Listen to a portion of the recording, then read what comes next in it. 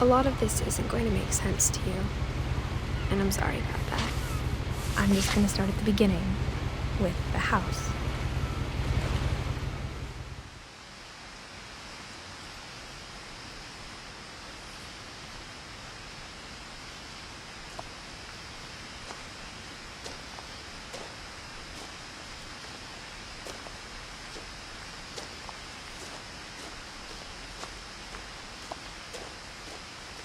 I lived here until I was 11, but I wasn't allowed inside half the rooms.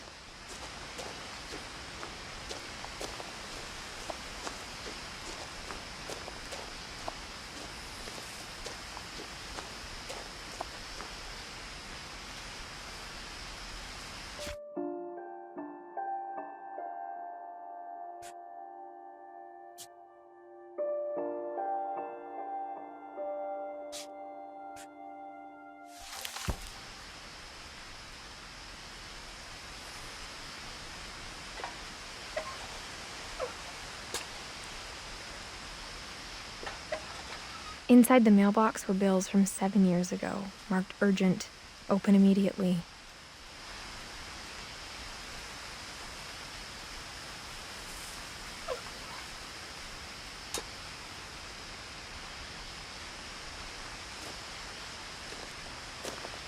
I hadn't been back since my brother Lewis's funeral.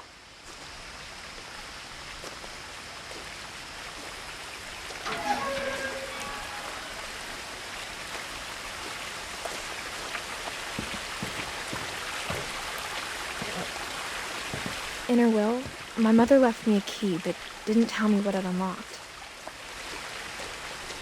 Maybe she thought I'd know, or she thought that the mystery would be enough to bring me back.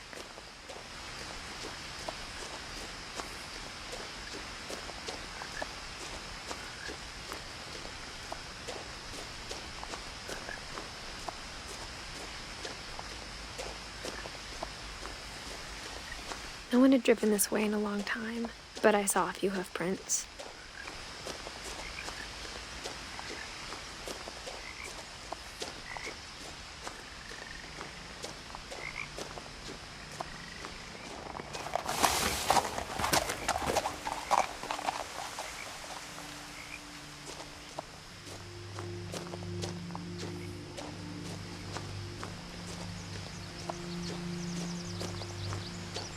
The truth is, even after I inherited the house, I never thought I'd come back to it.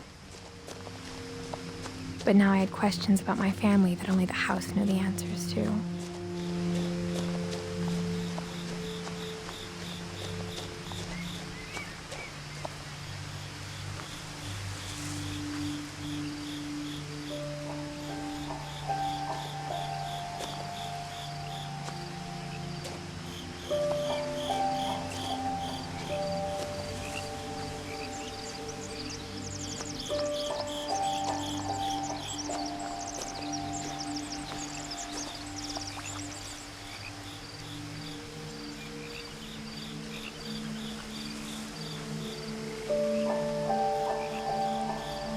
The house was exactly like I remembered it, the way I'd been dreaming about it.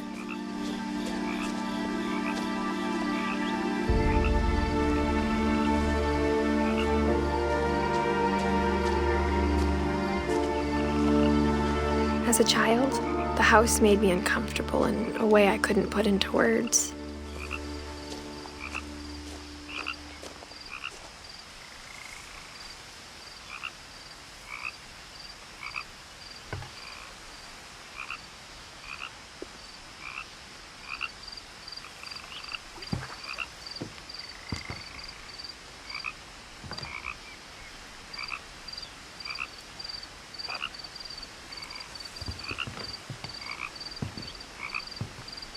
I asked Edie once about the dragon in the pond. She said it had killed her husband, I was 6. It seemed like an odd joke to me, even then.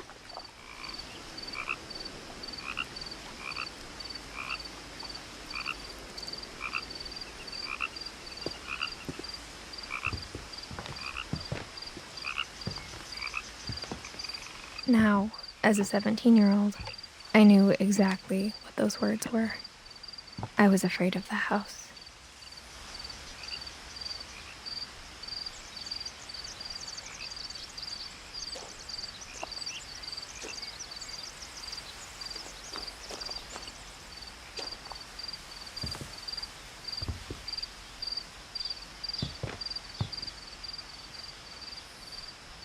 I hoped the key might unlock the front door. It didn't.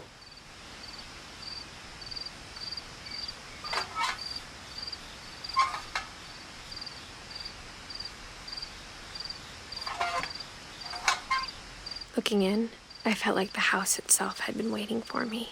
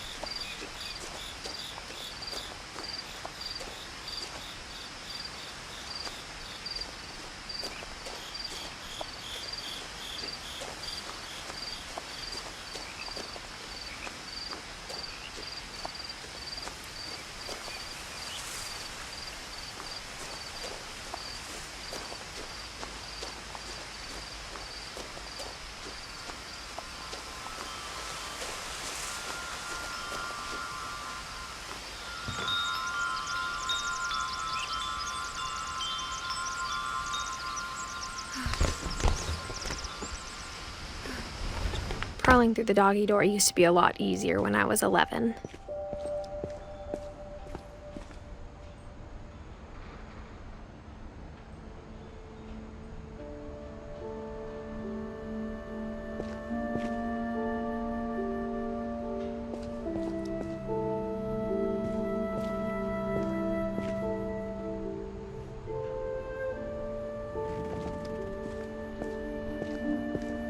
For the first time in years,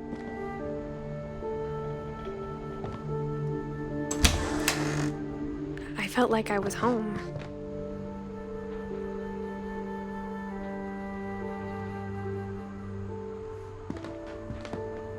But instead of a family, there were just memories of one.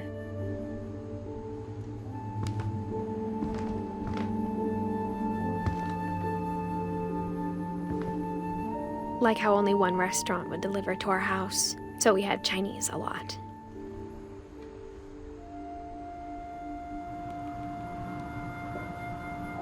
Or how after Louis started working at the cannery, we all got sick of eating salmon. Except our cat, Molly.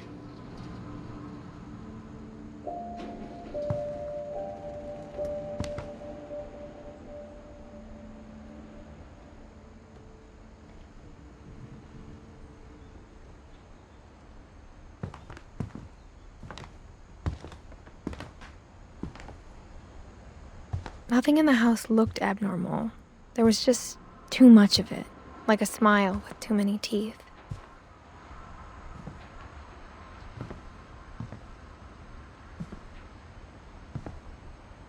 A lot of things got left behind in the whirlwind of that last night.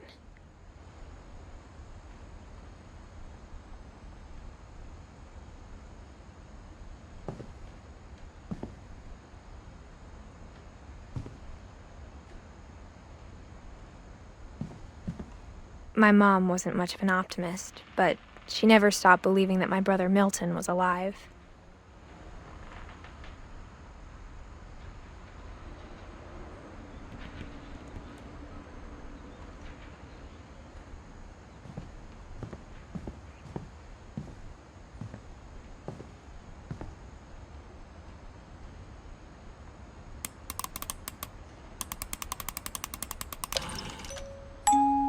Great-Grandpa Sven built a music box for Barbara, along with the rest of the house.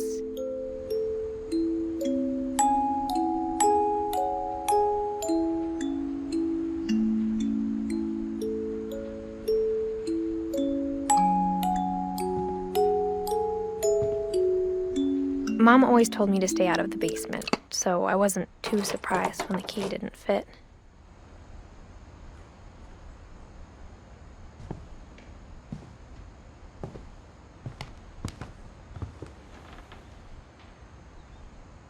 Even the fireplace had a story.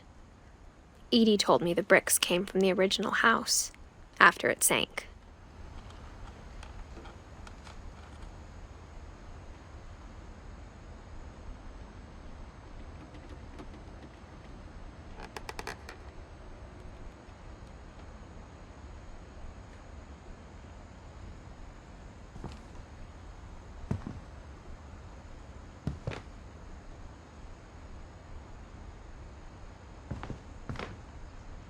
The table was still a wreck from the night we left.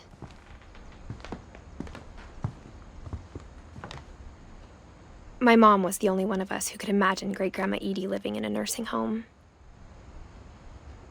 It was like a bomb had gone off, killing everyone but sparing the furniture.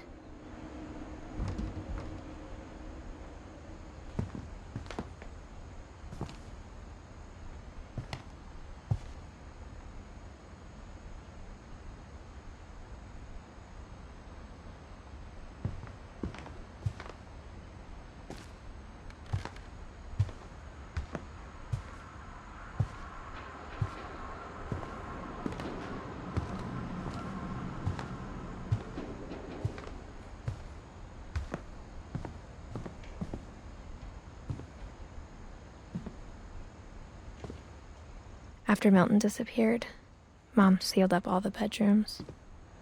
Then Edie retaliated and drilled peepholes.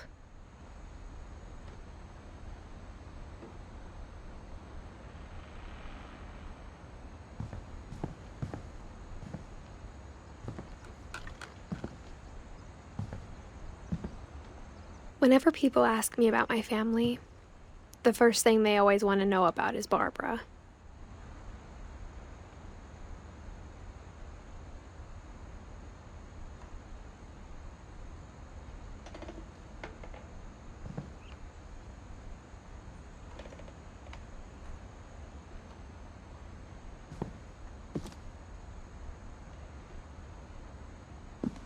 Mom must have locked the third-floor stairs on the night we left.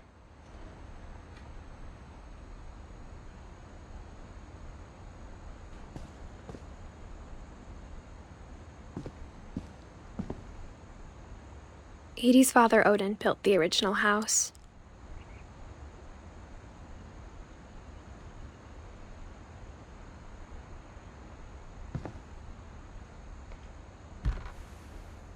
Barbara was a child star for 2 years, until America grew out of it.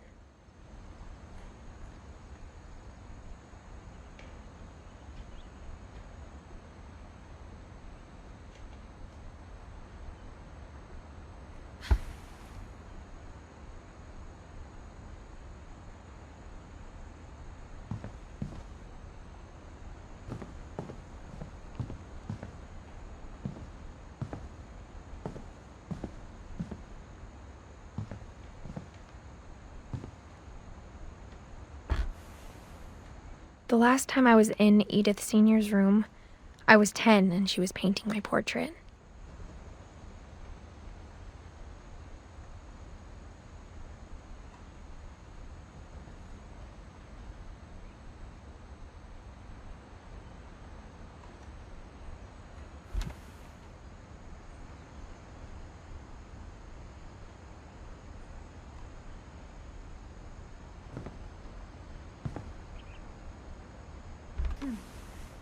As a kid, I just assumed every house had peepholes and sealed rooms you weren't allowed inside of.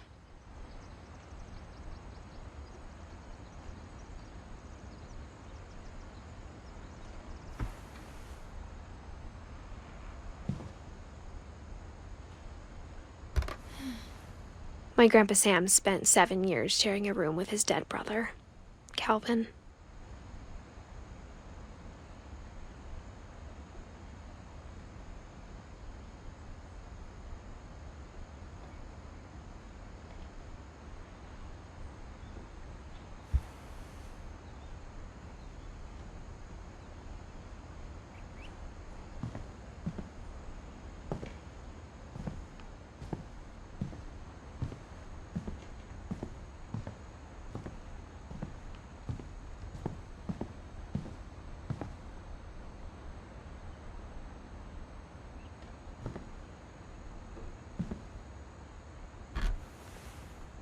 Molly always seemed like a girl I could imagine being friends with, if she hadn't died in 1947.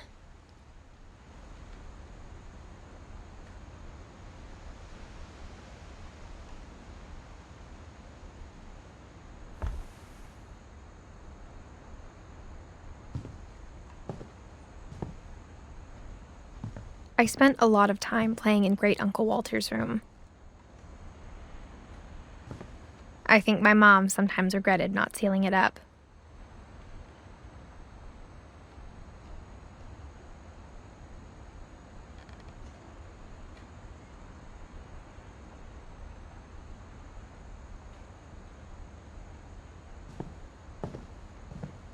Lewis told me there were secret passages, but I never believed him.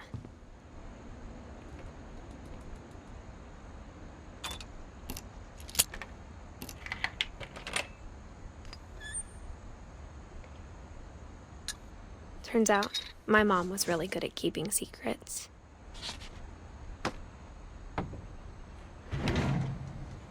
Now it was time to find out what my mom had been afraid of.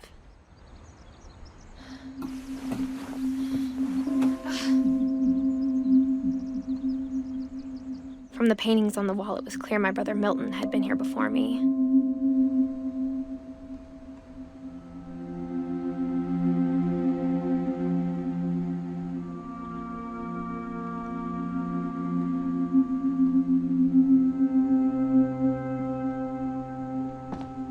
Reading this, maybe it sounds like I had a plan, but I had no idea what was behind that door.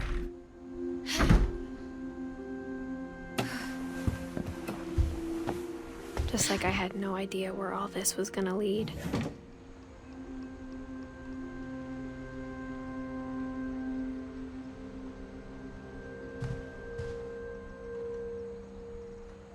I grew up looking at Molly's room through the peephole.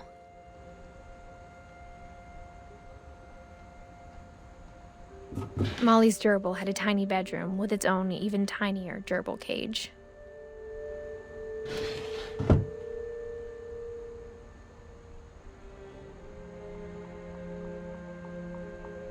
Being inside for the first time, I felt like I'd stepped behind a painting.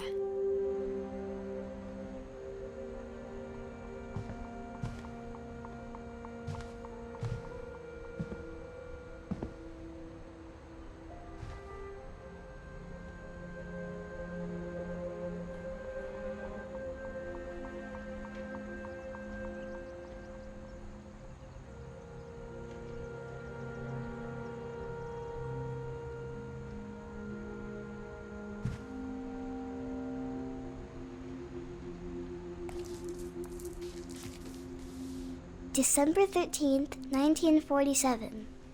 Dear Diary, I'll be gone soon, but I wanted to tell somebody about what's gonna happen. It started when Mom sent me to bed without dinner. I woke up and I was starving, so I looked around for something to eat.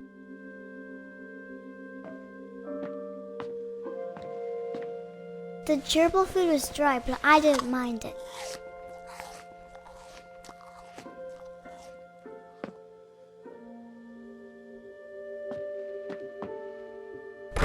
Mom, can I come out now? Sweetheart, it's late. Go to sleep.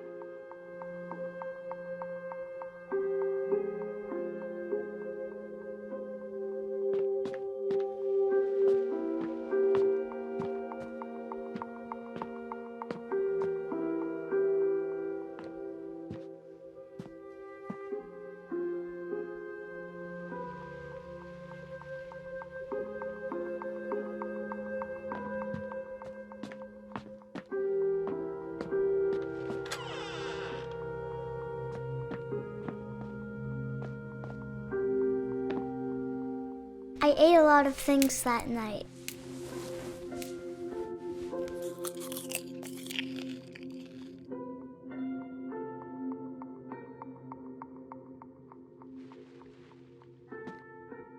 I kept eating and eating.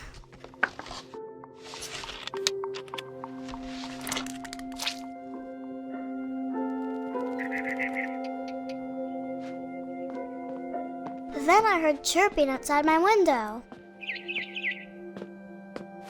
It was a barn swallow going back to her nest. I reached out for her.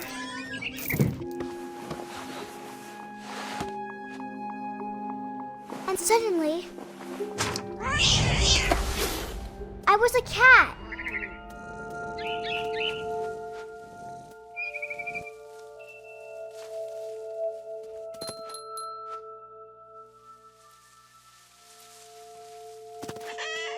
I tried to be quiet, but the bird was really scared.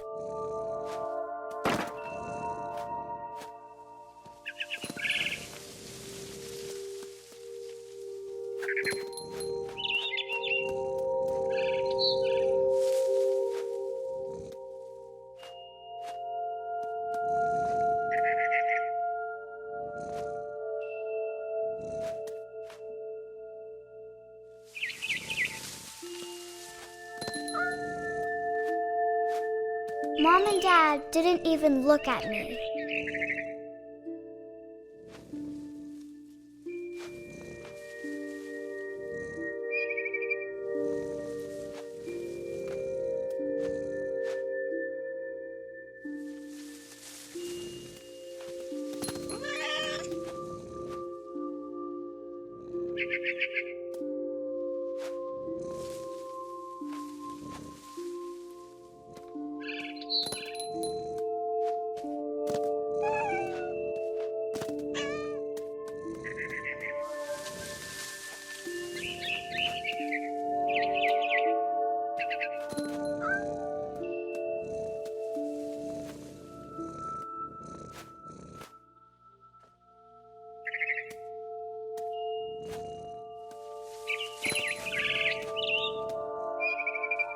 I jumped and I almost got her.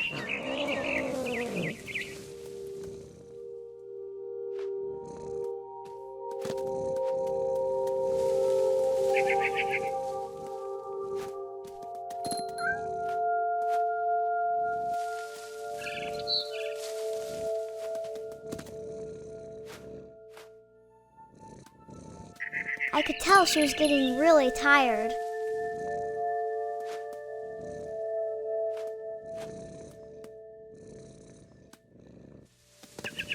Now I was up in the big tree.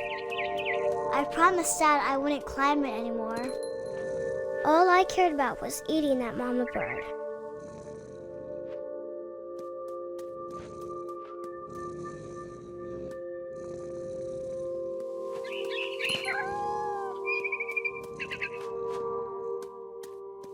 I gobbled her up. And suddenly, I was an owl. First, all I heard was the wind. Then I heard little teeth nibbling in the grass.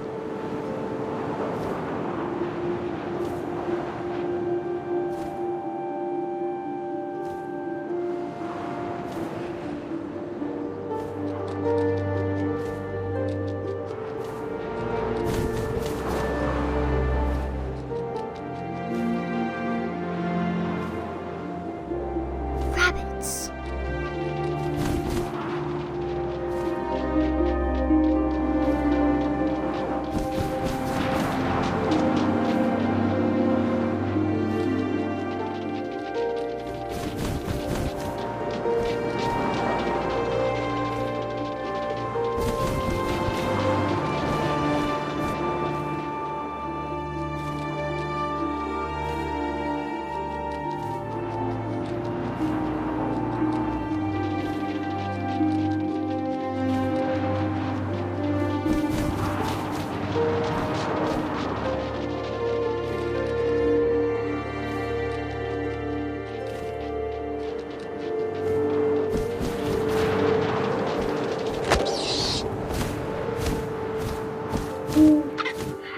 imagined his face looking up and seeing mine through my talons. I swallowed him up, and I didn't chew one bit. Then I flew off to find something bigger.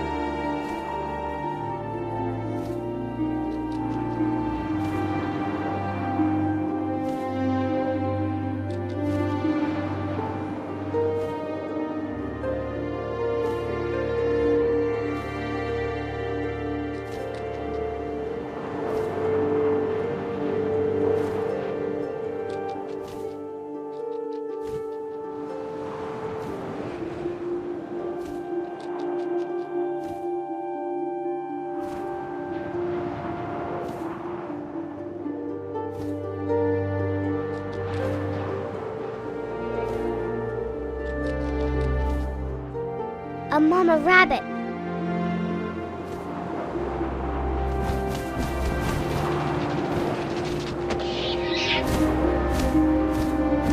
She was almost too big to carry. I started choking, but I couldn't stop eating. And suddenly, I was a shark.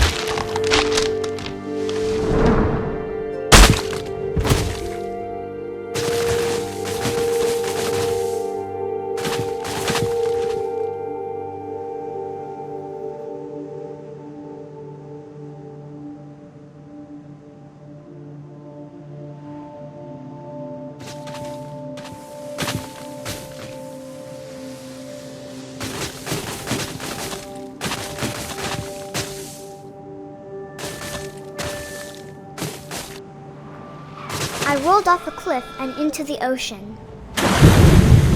Now, I was hungrier than ever.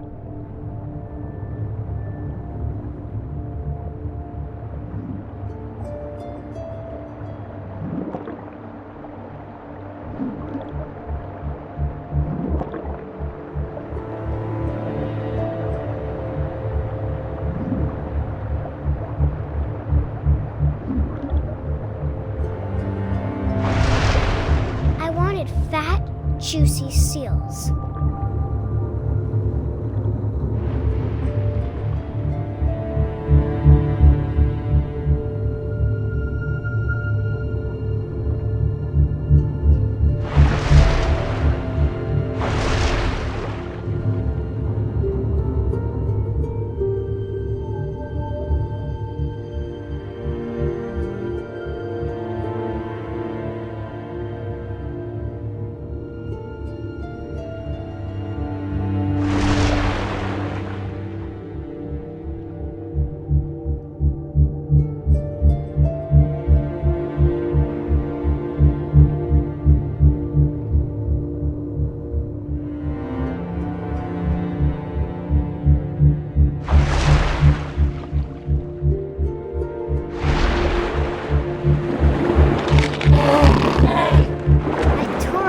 Flipper, and it tasted really good.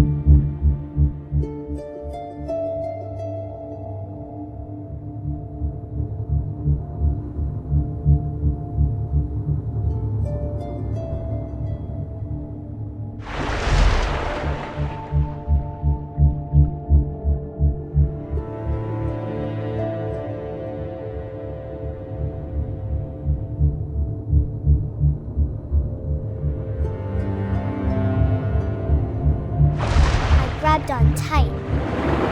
But I was so hungry, I jumped out of the water.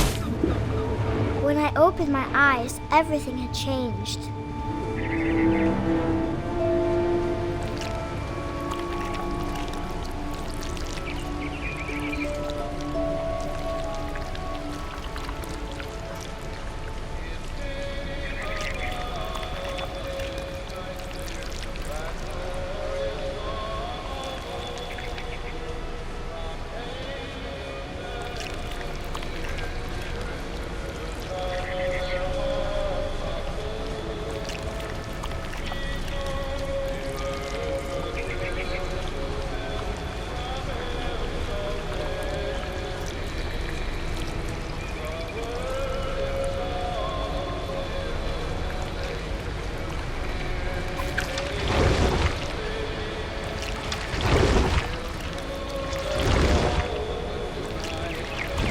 I was a monster, and I smelled people everywhere.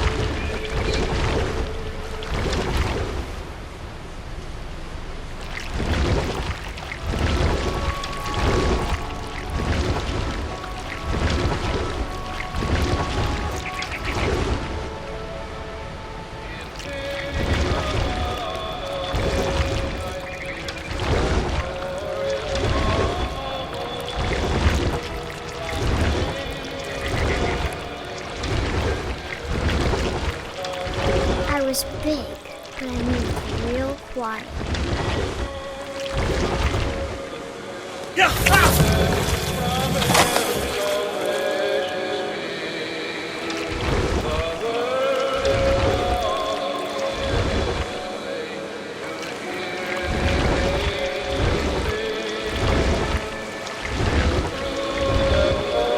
I wanted to stop, but also I didn't.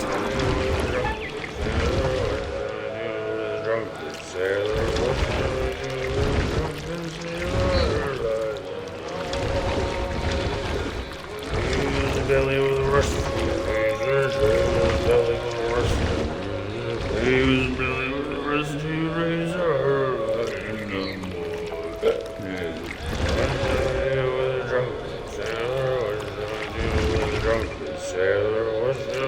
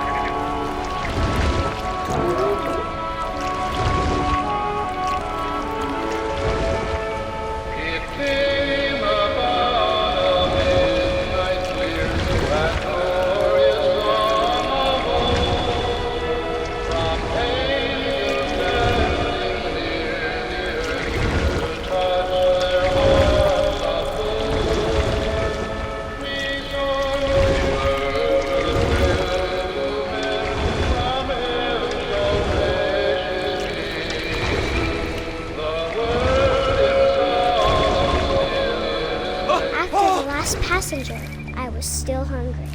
And across the water I smelled something new. Something I had to have, so I swam towards it.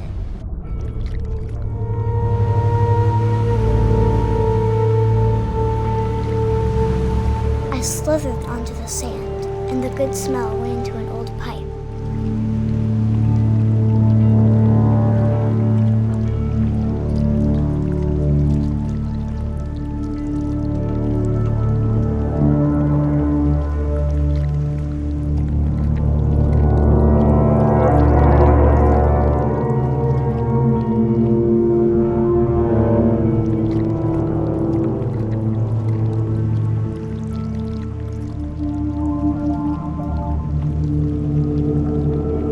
I got closer and closer.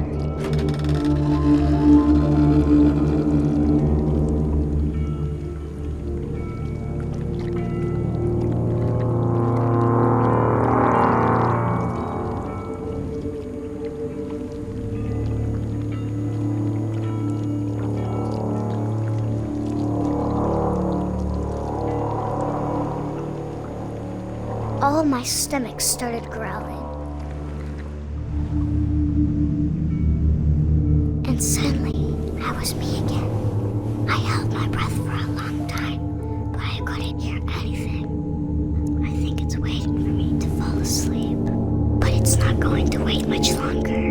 It needs to feed, and we both know I will be delicious.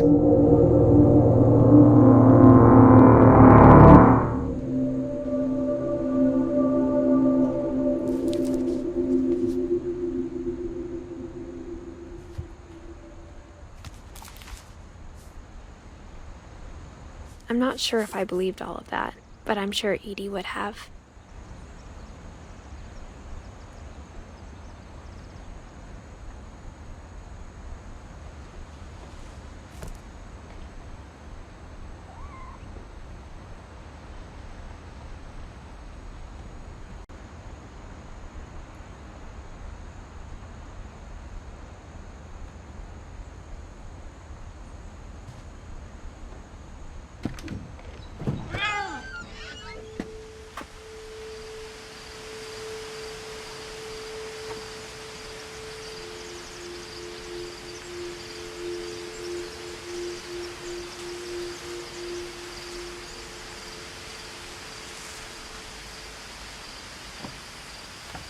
This will be obvious later, but my mom never told me any of these stories. Edie would have, but Mom didn't like bringing up the past. Though, when we adopted a stray kitten, she was the one who named it Molly.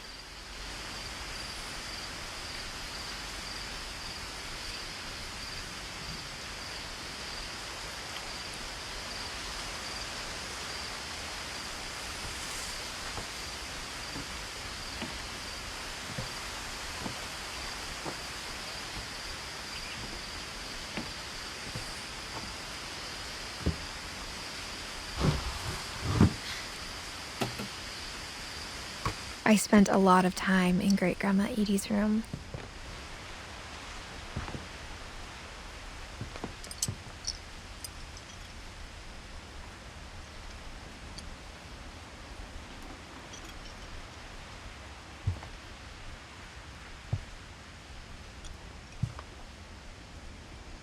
We got along, and it was a good place to hide from my mom. When Edie told people Sven was killed by a dragon, she could also have said he was building a dragon-shaped slide that collapsed. She could have, but she didn't.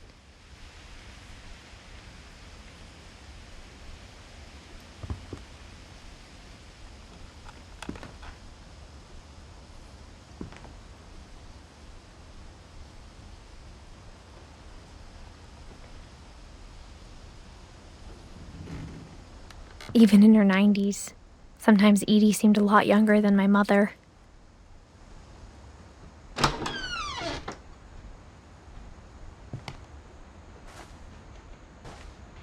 The only trace Grandpa Sam's first wife, Kay, left on the house was the pink bathroom.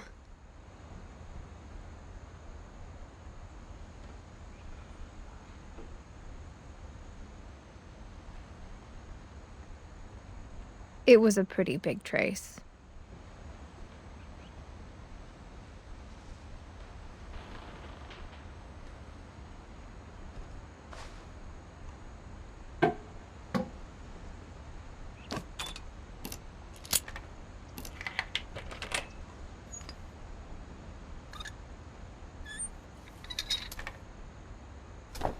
There's a secret in this bathroom.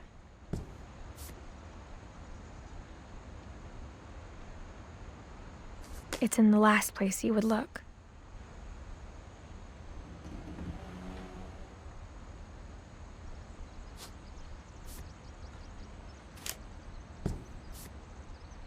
It isn't in the cupboard.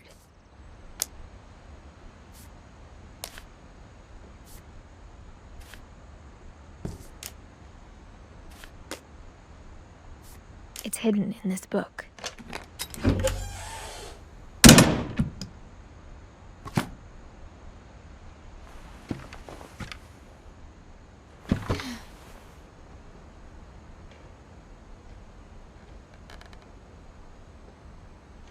Sven gave Sam an old camera he'd refurbished. He never put it down.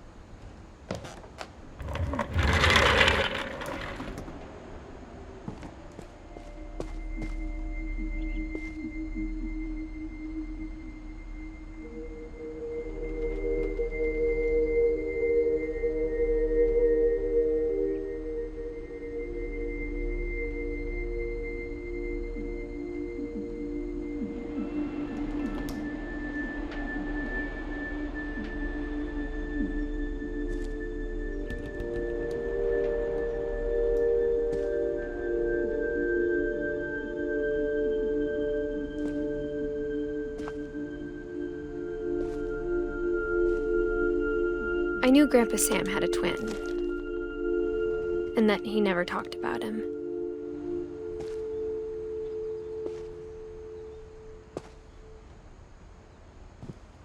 I guess my grandpa didn't like history any more than my mom did.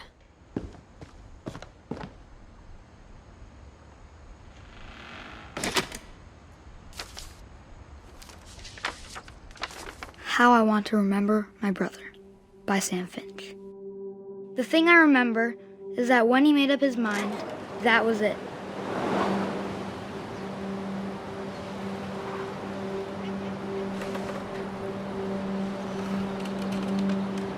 My brother said he'd die before he ate another mushroom, and he did.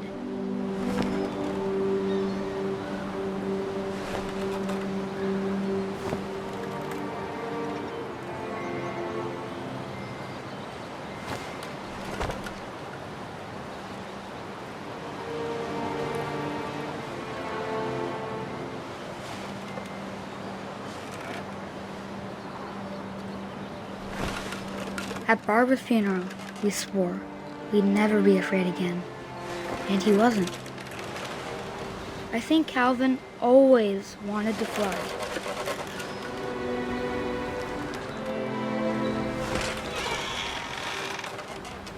Sam! Calvin! Dinner's ready!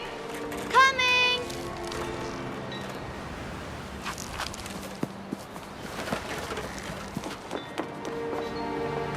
But that day, he finally made up his mind to do it. I told him going around was impossible. Maybe if I hadn't said that, Calvin! I'm not gonna tell you again! maybe if the wind hadn't picked up, then maybe he'd still be here. But I doubt it. I think he'd already made up his mind. That's what I want to remember about my brother.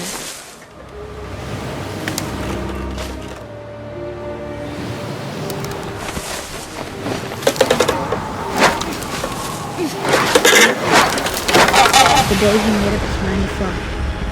And he did.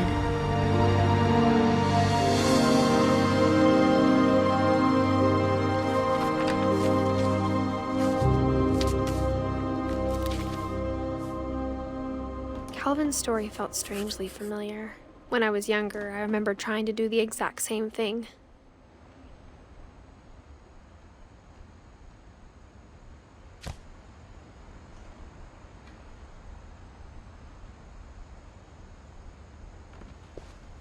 After the funeral, Edie roped off Calvin's half of the room.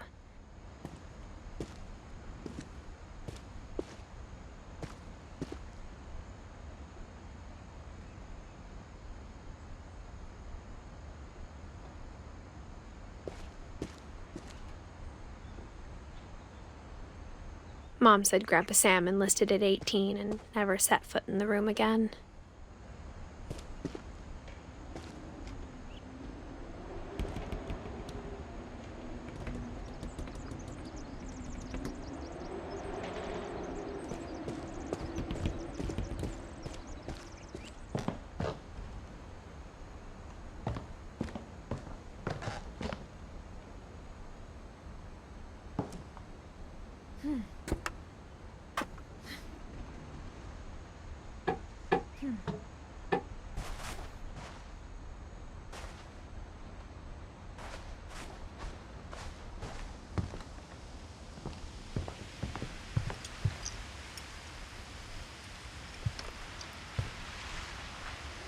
Edie gave a big interview about a mole man living under the Finch house.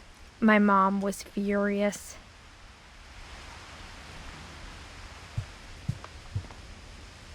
Edie knit me a new pair of gloves every year, just in time to replace the old ones.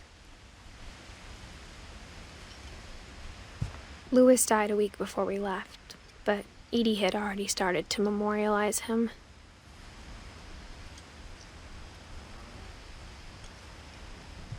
Her room was like a museum.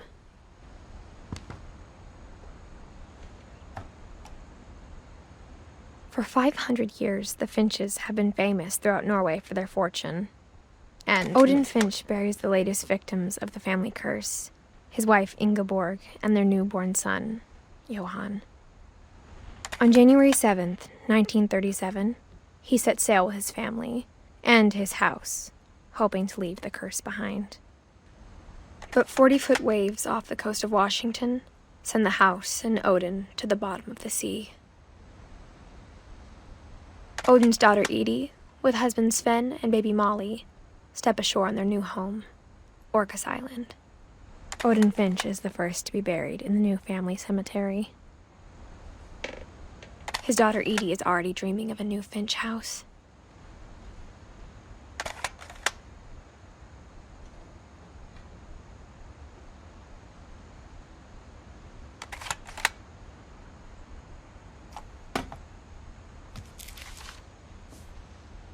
Whatever's wrong with this family, it goes back a long ways.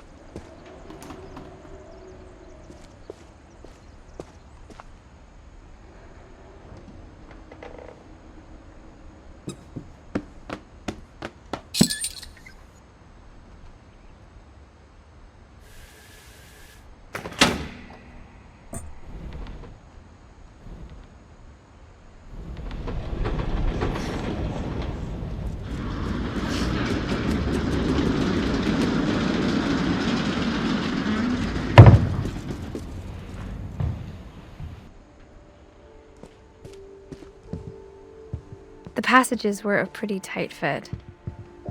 They'd obviously been built for smaller hands and bellies.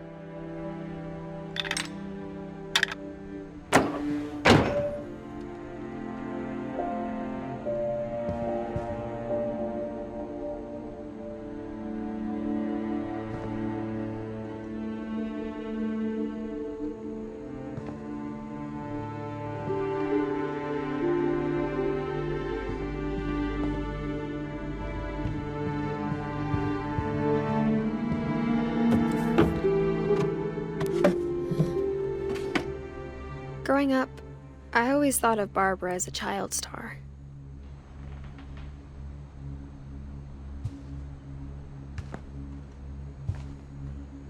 I never thought about how hard it must have been for her afterwards.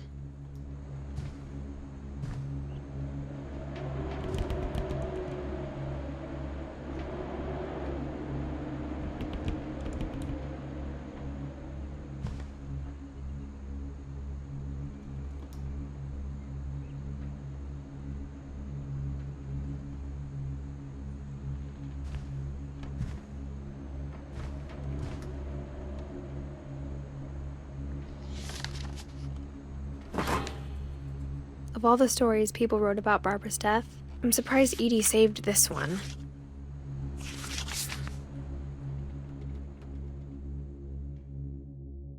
Old Jack here with another ghastly tale inspired by America's most unfortunate family. I'm calling it The Surprise Ending of Barbara Finch. As a child star, Barbara was famous for her scream. Now at 16, she was all washed up, a has-been.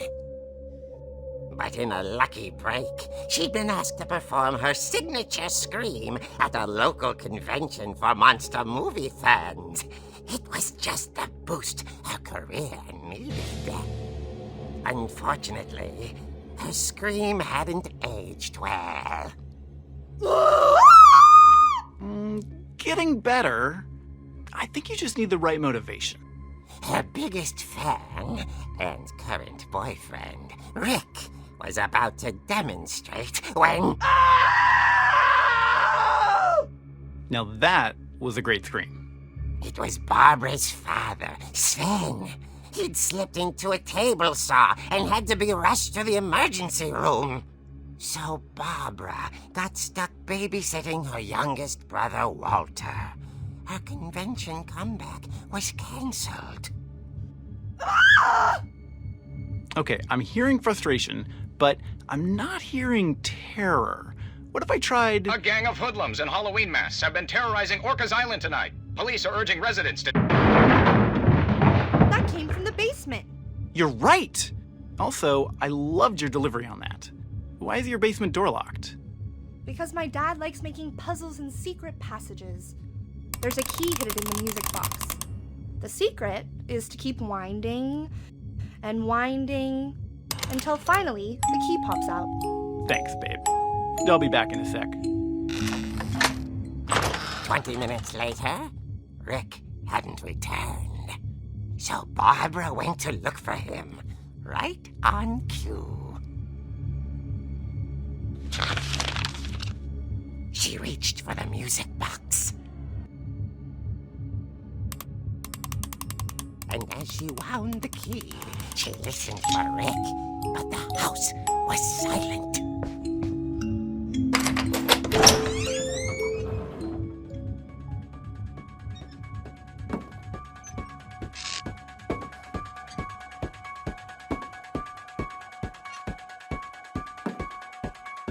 She found Rick's crutch and imagined the worst.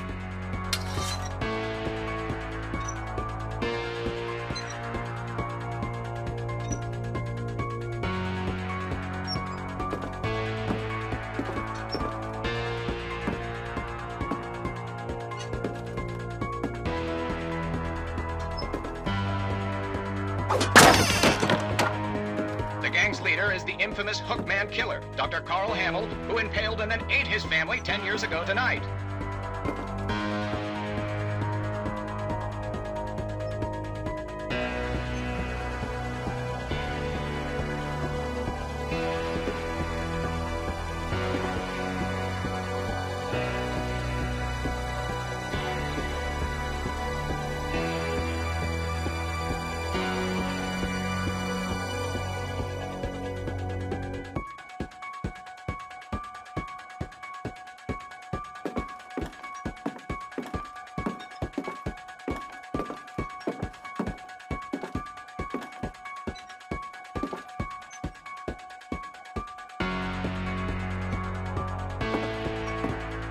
whole fridge rattled and grew still.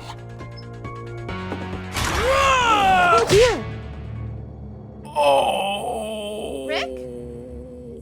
Barb, relax. I was just trying to scare you to help you find your scream. Well, I'm not scared, Rick. I'm furious. Then act furious. All I'm getting from you now is that you're hurt and confused and She threw him out, but she kept a little something to remember him by.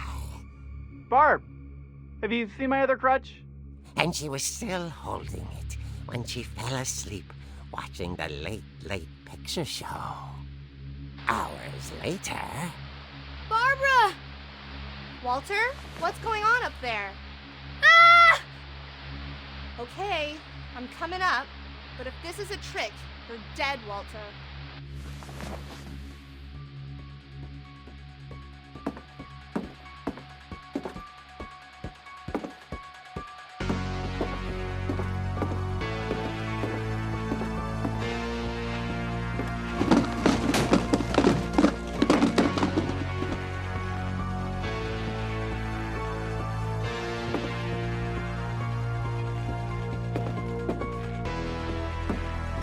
Walter, are you there?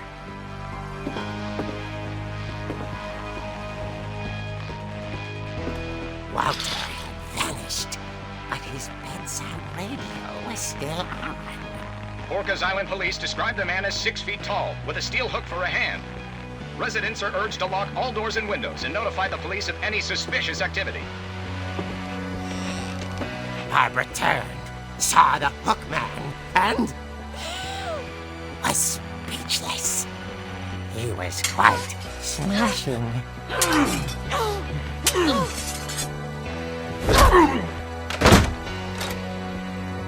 And he was.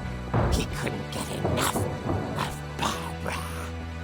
Okay, Barbara, there's gotta be another way out of here.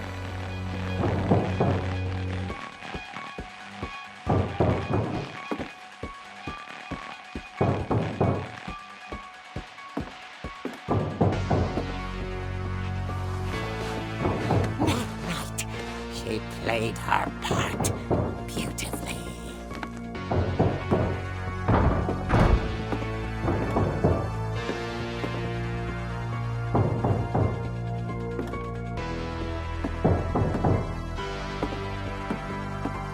She thought about abandoning Walter, but just couldn't do it.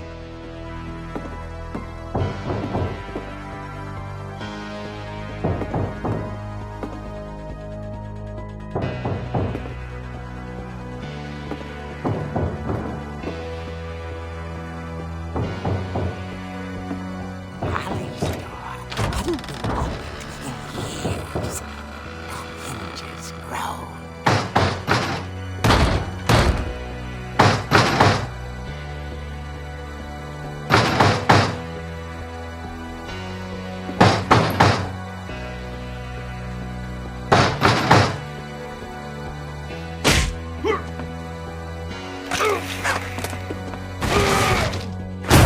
He wasn't moving, but she sensed the story might not be over yet.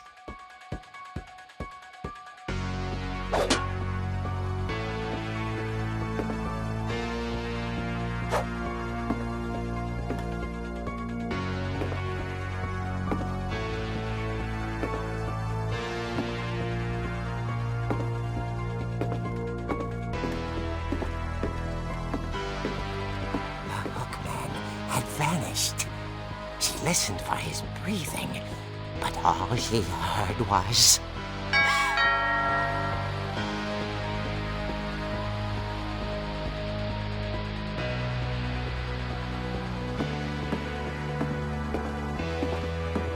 Someone at the door was dying to speak to young Barbara. At the door, she heard whispering. It was coming from inside the house.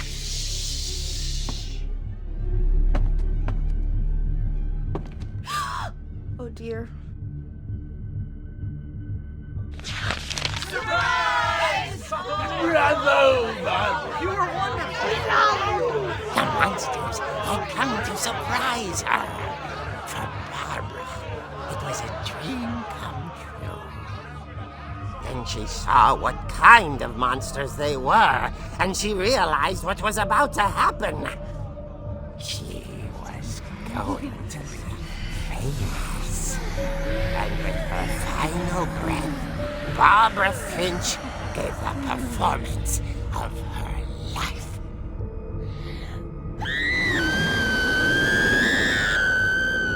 I wasn't there myself, but I hear Barbara was magnificent. Poor girl. She had a taste for stardom. But unfortunately, so did her fans. Of course, the police blamed it all on poor Rick, who disappeared the same night. And little Walter, hiding under his bed the whole time. He took it all pretty hard, but that's another story. As for Barbara, tucked inside the music box was all they ever found of her. Her ear. Now that's what I call a real eerie tale.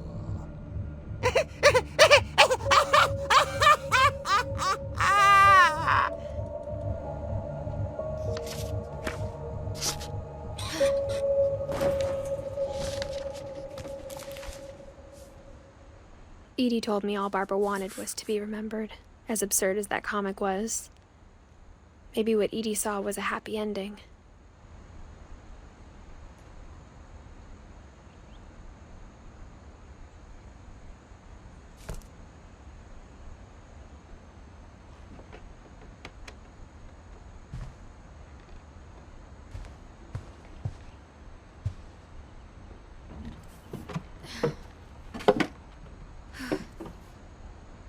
I guess now I know why Mom didn't like me playing with the music box.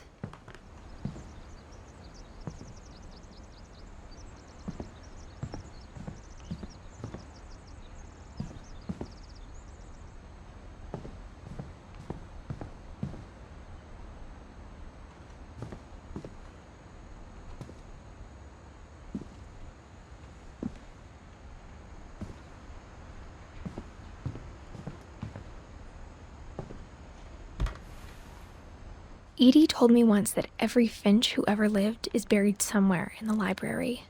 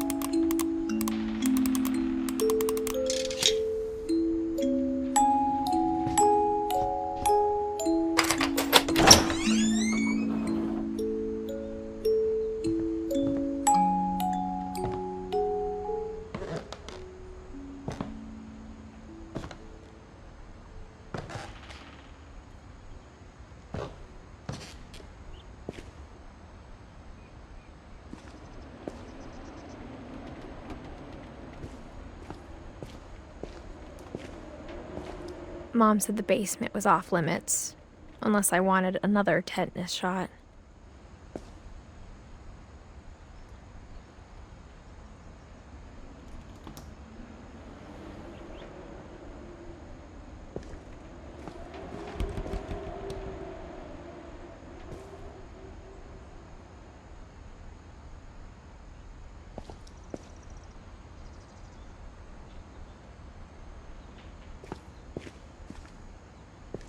I saw Edie sneak down to the basement once, carrying packages. I thought maybe she was hiding presents.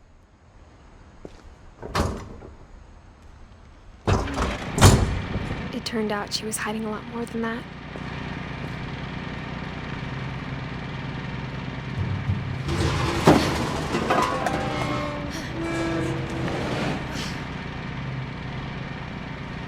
I remember asking Mom once about where Walter had gone. She said after Barbara died, he got as far away as he could. If there's a pattern in all these stories,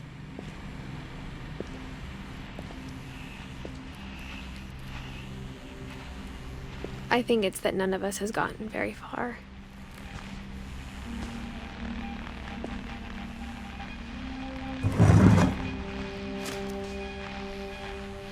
Goodbye, everyone. I can't believe I've been down here for 30 years. On that first day, after the shaking started, I didn't think I'd survive a week.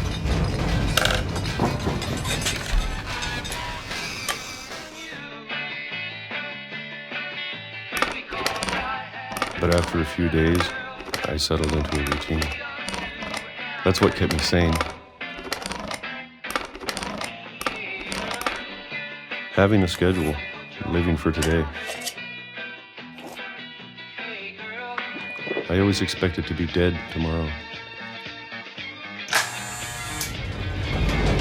But if you wait long enough, you get used to anything.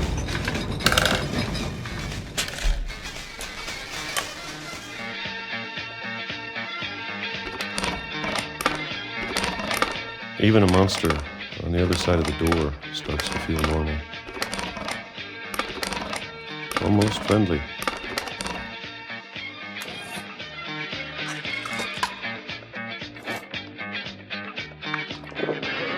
And then one day, everything just stopped.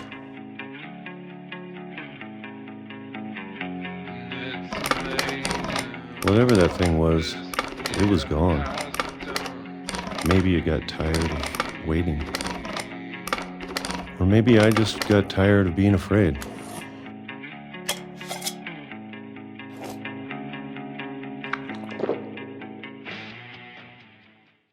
It's been a week now, the longest in 30 years.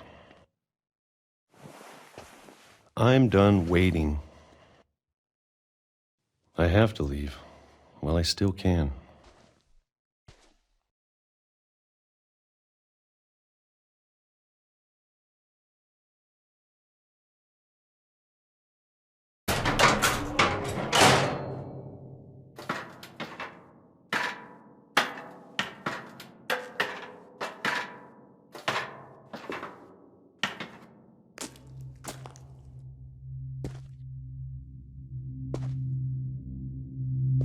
I know it's out there, somewhere.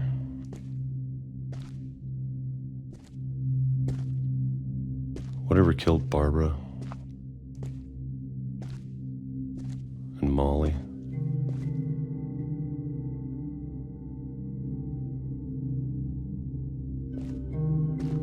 and Calvin.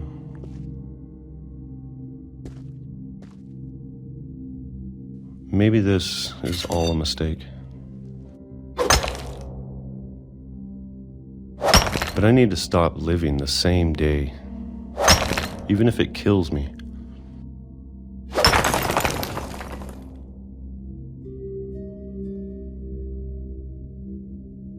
Whatever's out there, I want you to know I'm ready for it.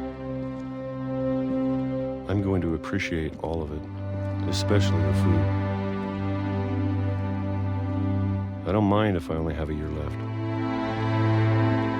Or a month, or a single week. I'd be happy with one new day. I can already imagine the sun on my face.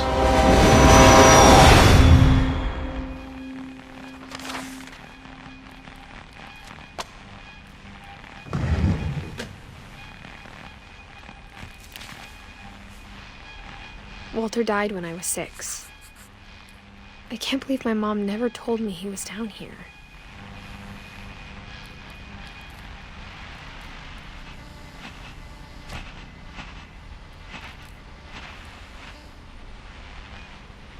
I'm sure my mom was trying to protect me.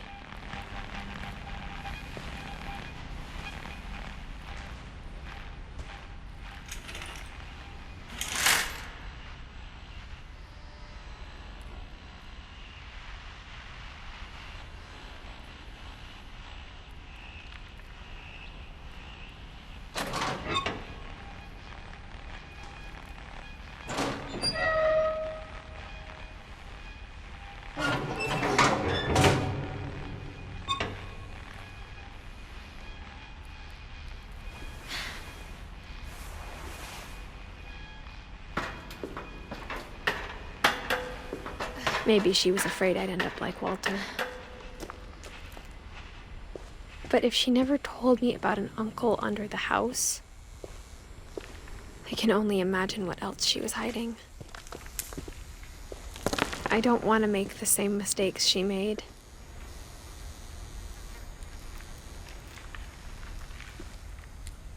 Trying to bury something that's still alive.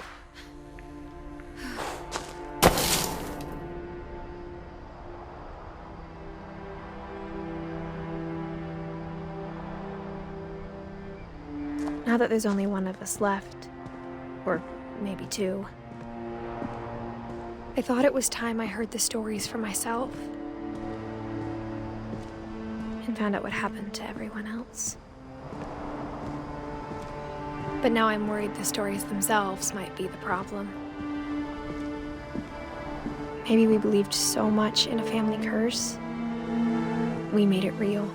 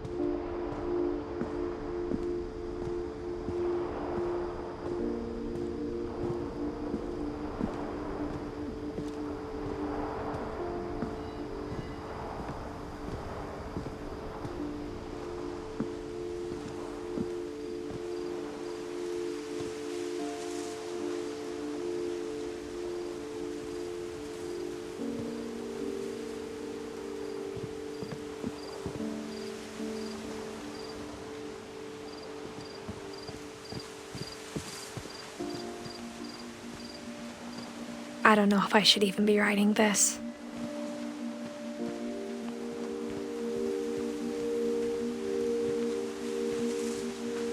Maybe it'd be better if all this just died with me.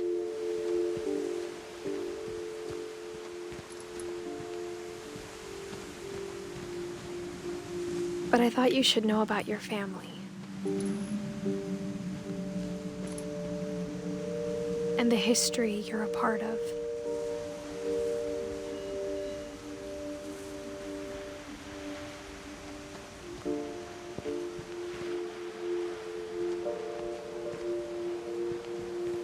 Though to be honest, I feel as lost as you probably do right now.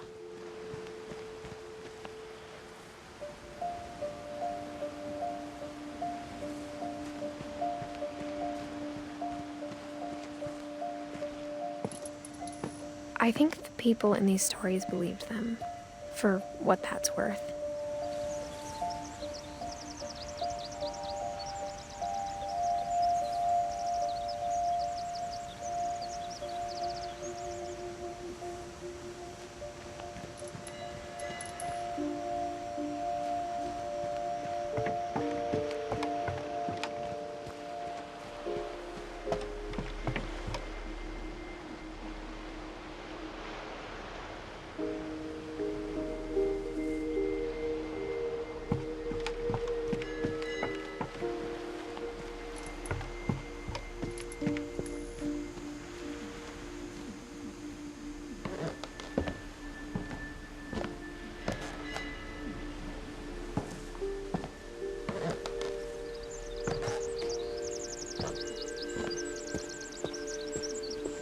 you look at the house, that history of imagination and stubbornness and madness, any of it seems possible.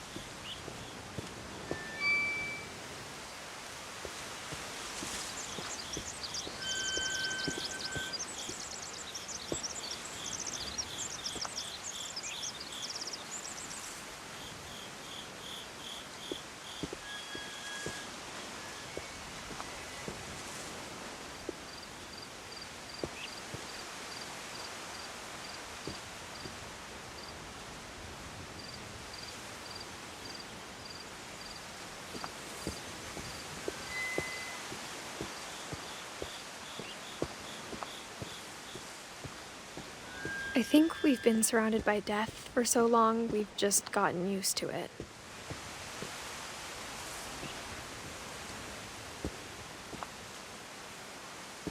What kind of family finishes building a cemetery before starting the house?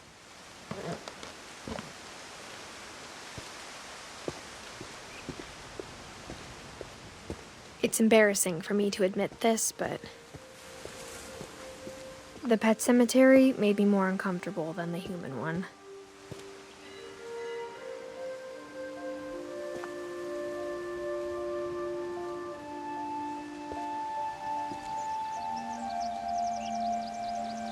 Three of the gerbils were mine, and 2 had been my fault.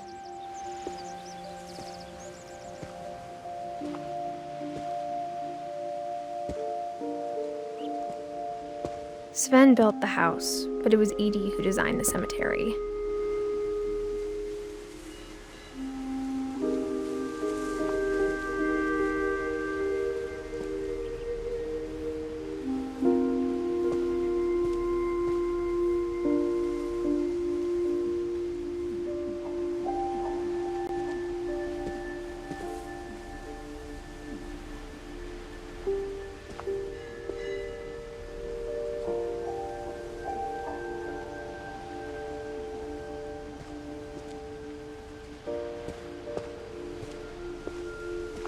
I'm sure Odin's monument had been Edie's idea. My mom was always trying to move on, but for Edie, the past never went away.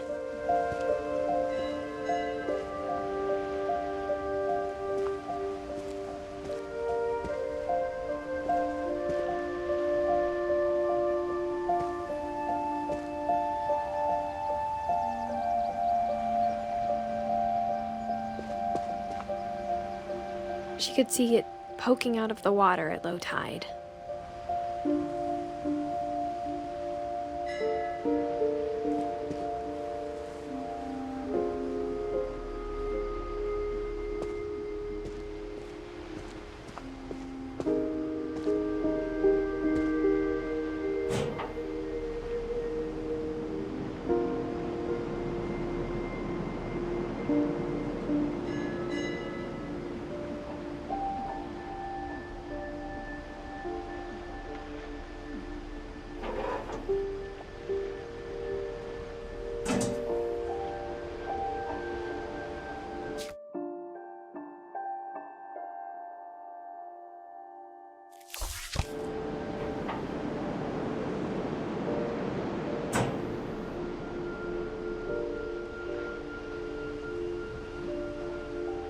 Edie said she dreamed about the old house every night.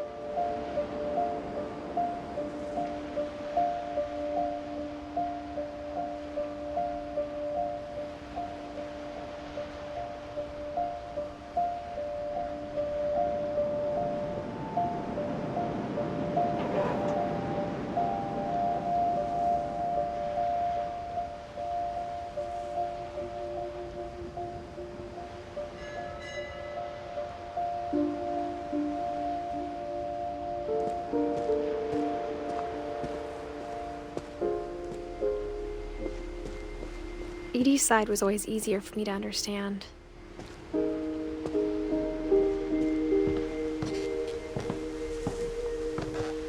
The older I get, the more I can see where my mom was coming from.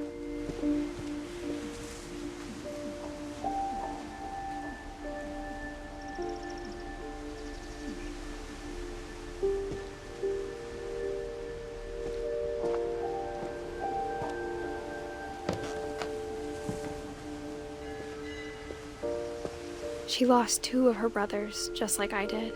I get why she tried so hard to protect us.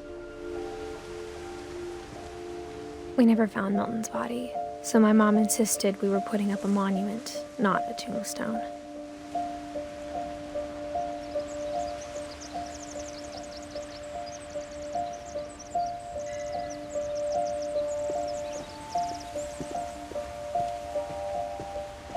There's so many things I wish I could ask my mom now. Part of me thinks this is what she wanted all along. For me to come back someday and find everything out for myself.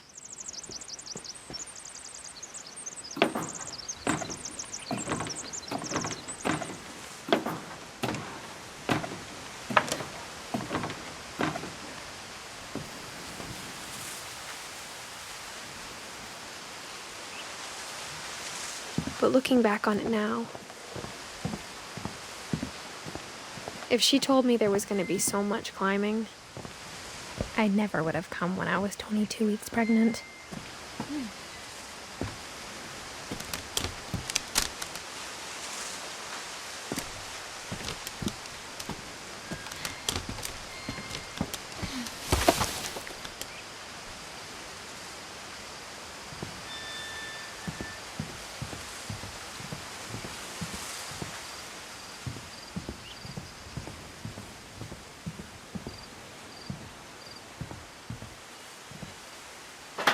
I never met Grandpa Sam, but I think he and my mom had a lot in common.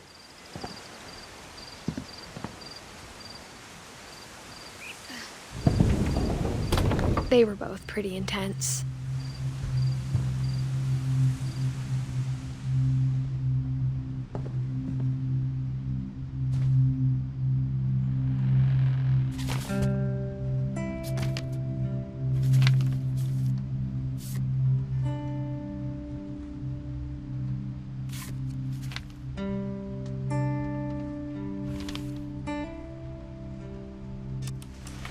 Dawn, I promise, you'll never forget this weekend.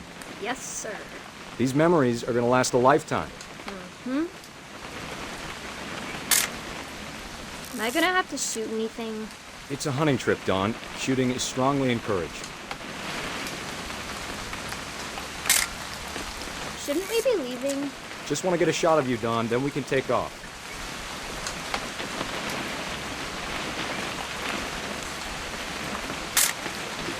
Not quite.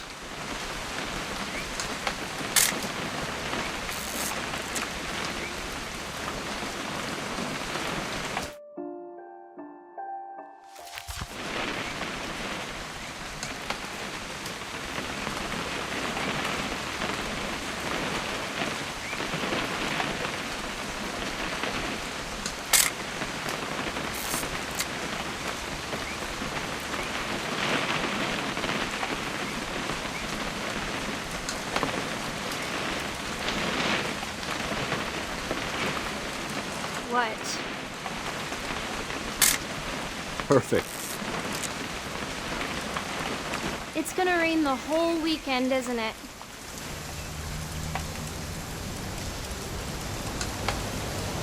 Please just take the damn picture. Hey, language.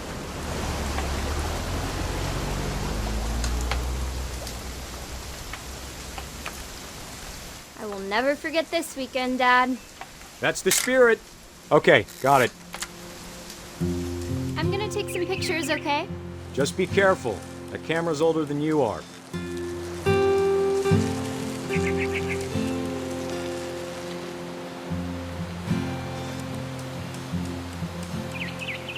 You're right, Dad. It's starting to clear up. Still freezing, though.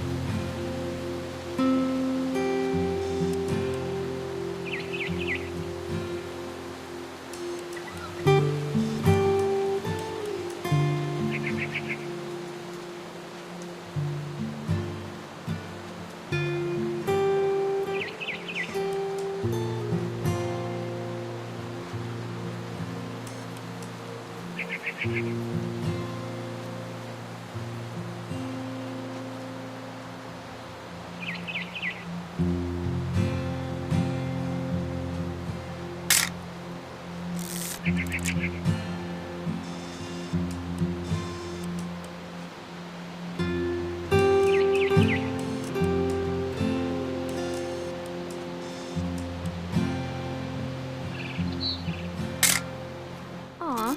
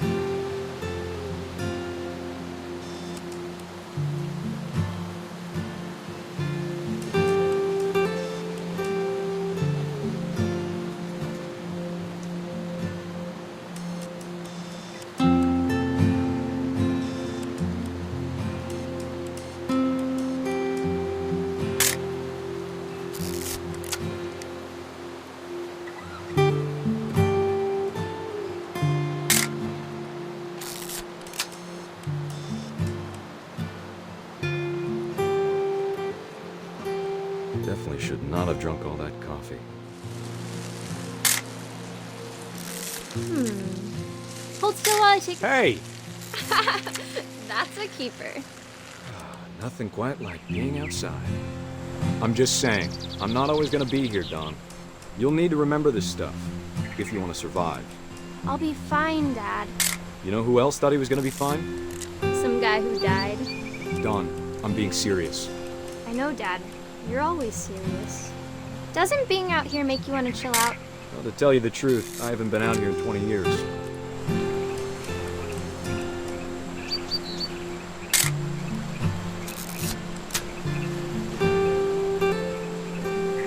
Last time I was with my brother Calvin.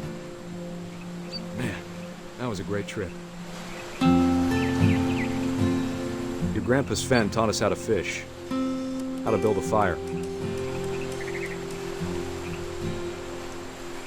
We found an old logging trail. There were deer everywhere. I bet if I could remember where that trail was, we'd spot a buck for you in no time. Give me a minute to check the map.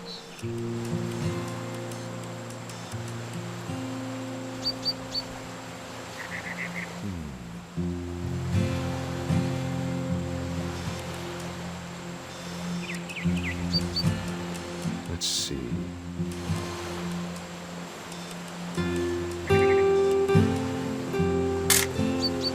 Maybe. Dad! Good eyes, Dawn.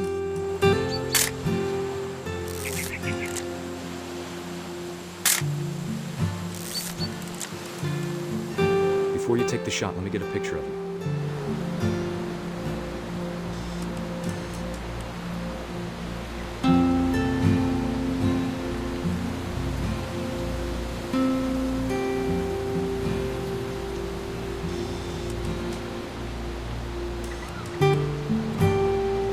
Dad, Let me get behind you. do I have to do this? Dawn, you don't have to do anything. But if you want to survive, you'll need to be strong.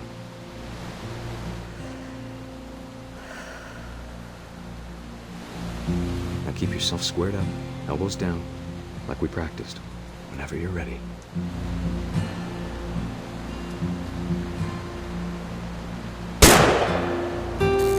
Great shot, Dawn!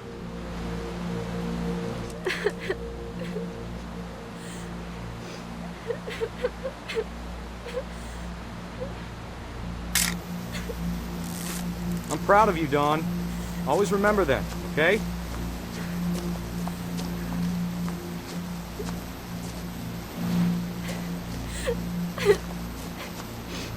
Dad, it's twitching. I think That's it's totally so... normal, Dawn.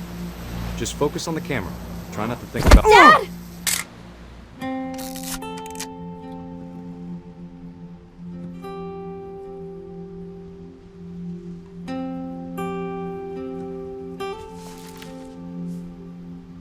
Of all these stories, that's the one I wish most that my mom had told me.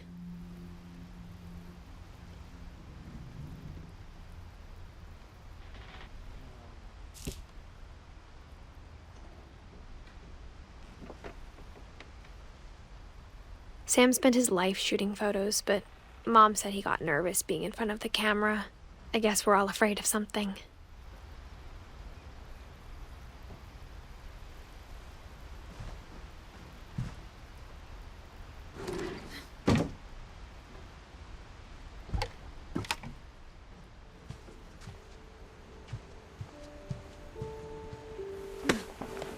After Sam died, my mom and Edie got really close. They'd both lost a lot.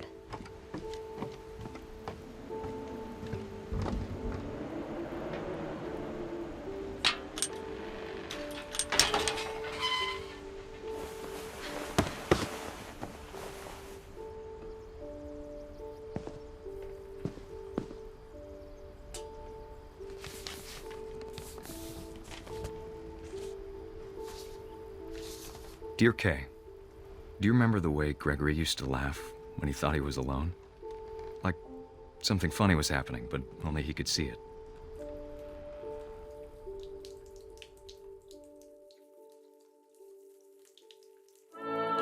he saw things the rest of us don't.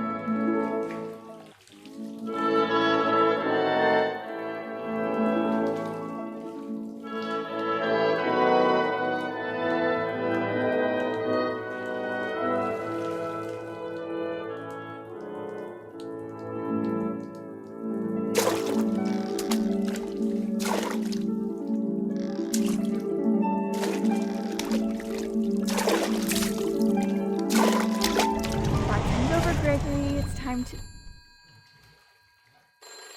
Hold on, sweetie. Hello? Sam, I told you I don't want to talk right now. I wonder what he saw.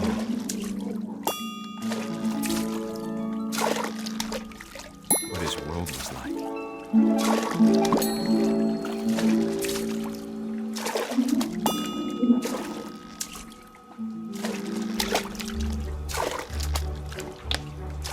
Reminded me so much of Calvin. Lost in his imagination. Whatever it was he saw.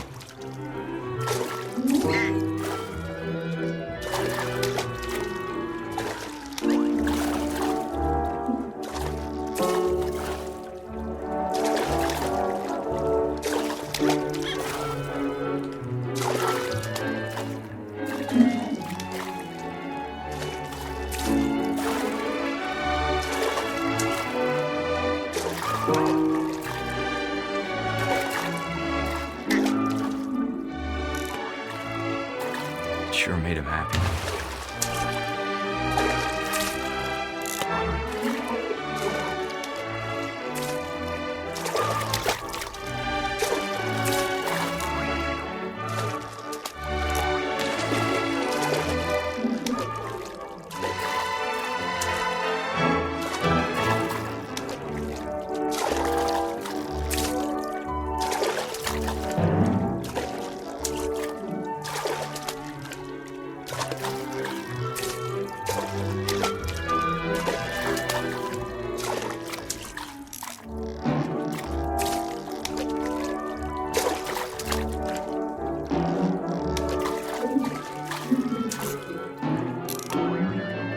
I know how silly it sounds.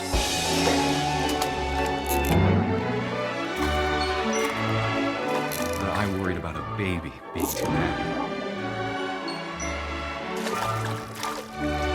But I could feel him slipping away. Sorry about that, Gregory. I know you did everything you could. Maybe if I hadn't called that night. Damn it. Hold on, I don't want Gregory to hear this.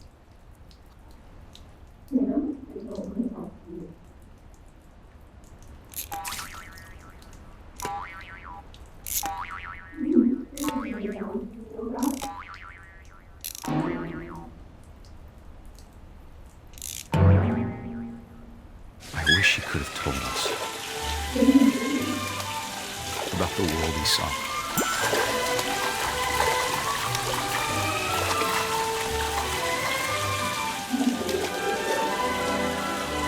There's so much I don't understand about Gregory, about everything.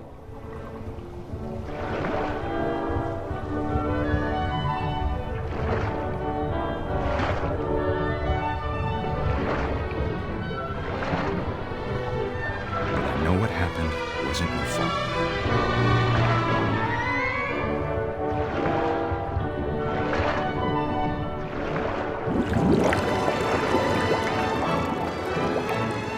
I'm sure he's happy. And he'd want you to be happy too. Good luck, Kay. Love, Sam.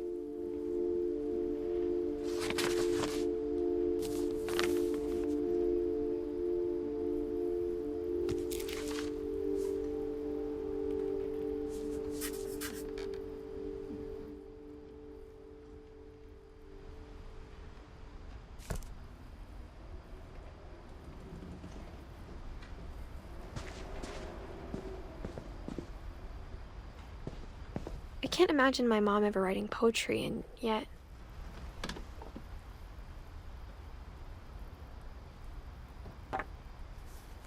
A poem for Gus, who always said the wedding was a bad idea. Our father never hit us kids, at least not very hard, before the day my brother said with teenage disregard that he'd be dead before he'd see a wedding in our yard.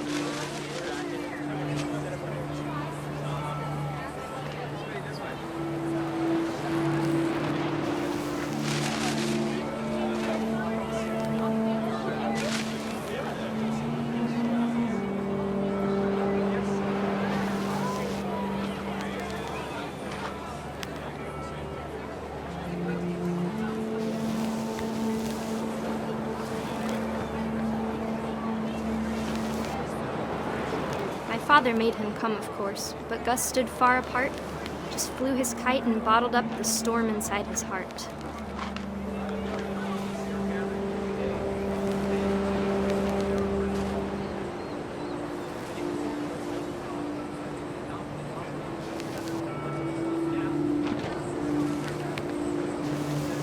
I tried to talk him out of it, but though he'd never met her, "We don't need a stepmom," were the words that I now pronounce you husband and wife. You may kiss the bride.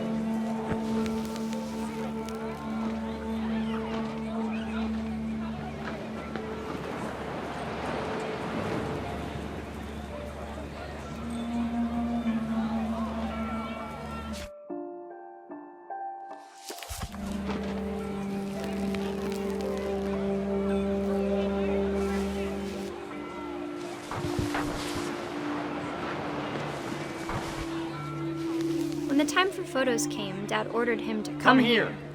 But Gus declined, and as a sign held up his middle finger.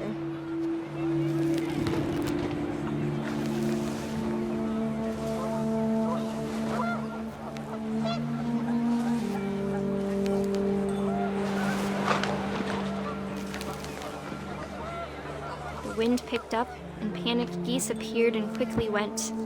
But all the humans did that day was go inside the tent.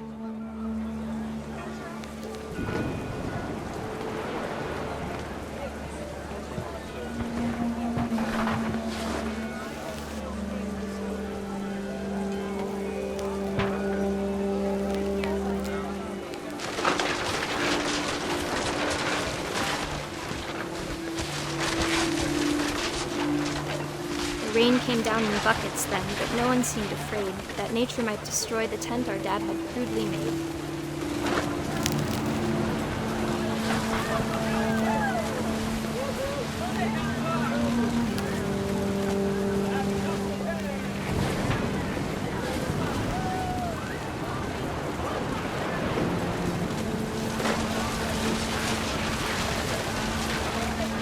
The thunder sounded much too close and full of angry power.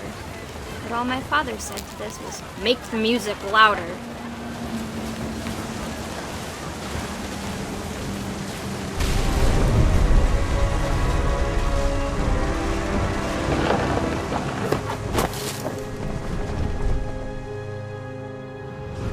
I wish that I could truly say I thought about you on that day. Out there on the beach alone, just you, the wind, the sea, and foam. But I didn't, until we found you.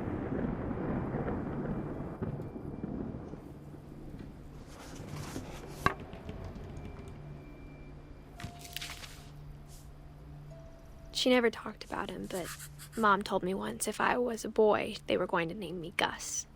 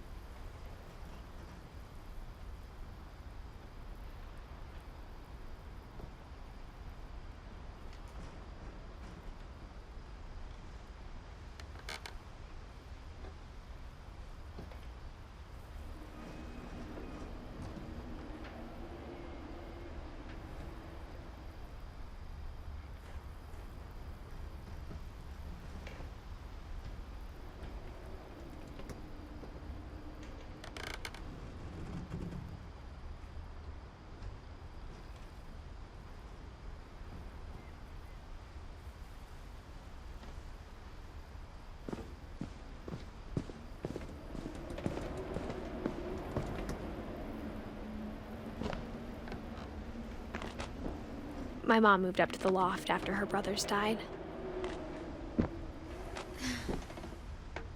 At the time, it was as far away as she could get.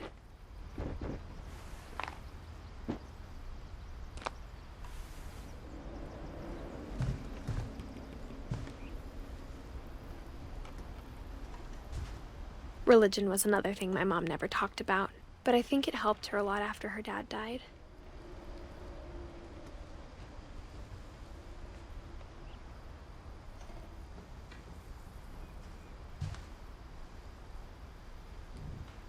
My mom moved to India a week after graduation and got a job teaching English. She spent a summer building houses in Calcutta, where she met my dad, Sanjay.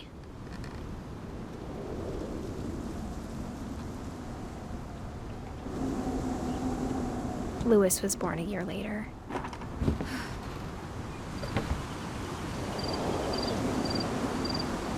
When my dad died, I don't think Mom knew where else to go. I'm sure Edie was happy to have her back.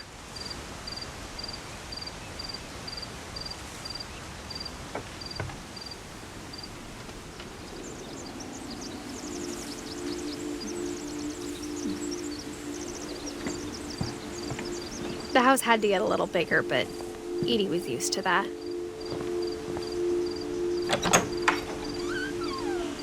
And for a while, things were good, almost normal.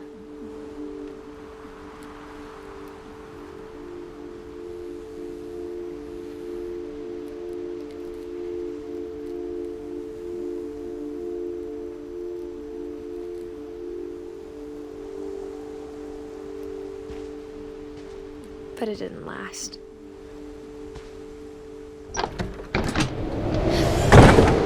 The beginning of the end was Milton's 10th birthday, when Edie gave him a castle.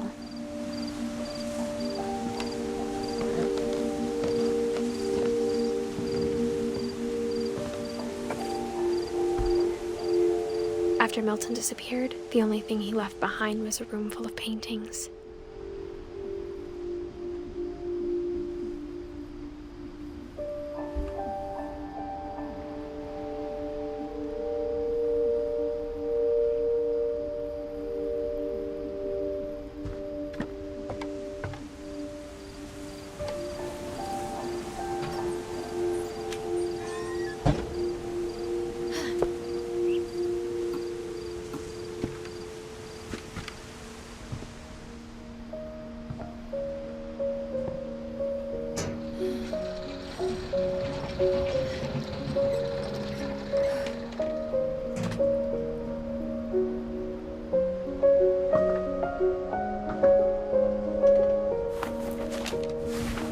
Milton Finch in The Magic Paintbrush.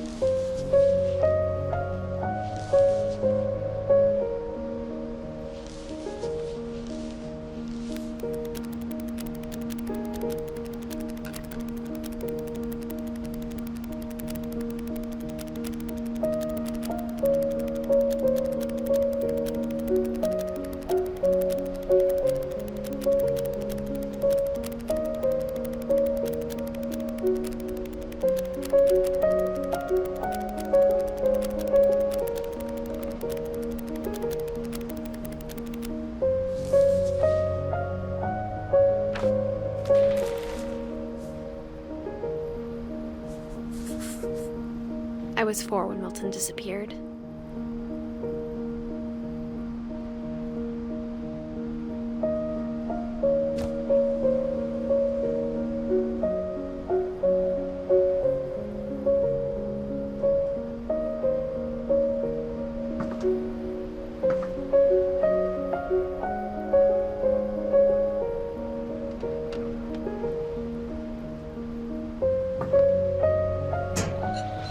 Mom spent months searching for my brother. Then she sealed the doors.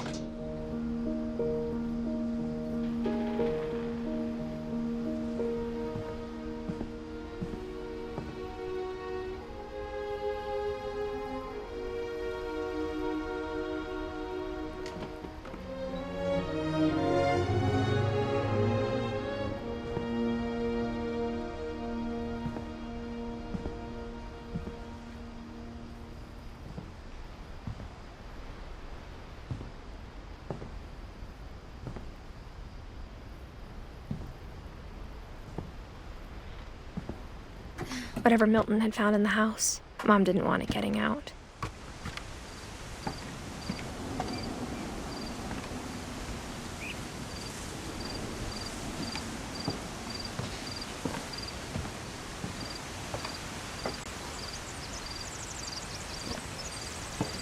Mom definitely blamed Edie, but I think Louis blamed himself. After he graduated, he just spent more and more time in his room. Until Mom got him a job at the cannery. Everyone always told me to stay out of Louis's room, except Louis.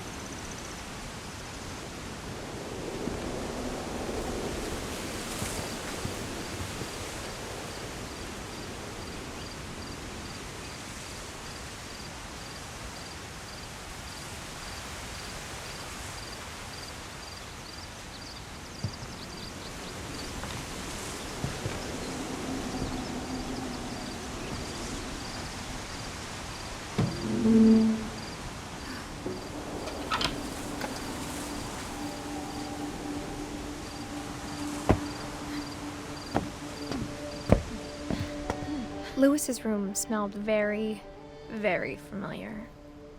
That part of him lived on.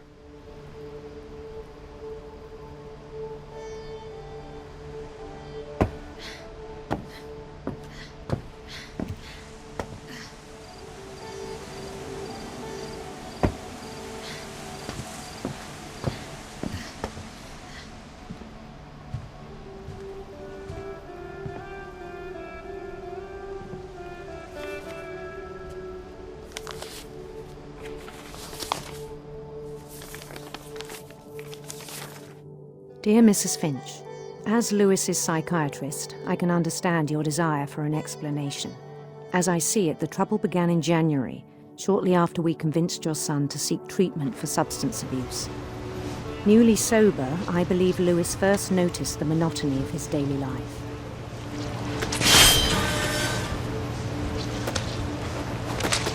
He kept working at the cannery,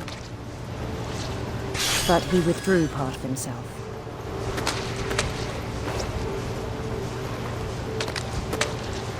In our sessions, I saw the same behavior. His mind began to wander.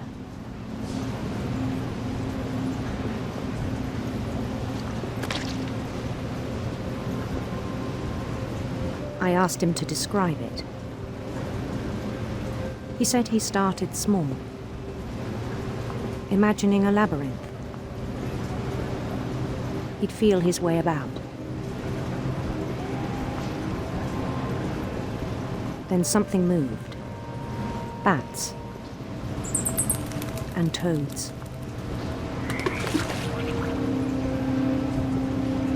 And things that have not names.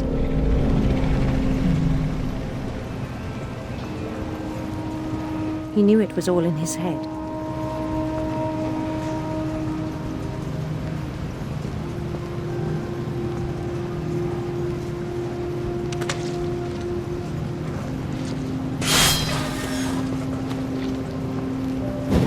He took it very seriously.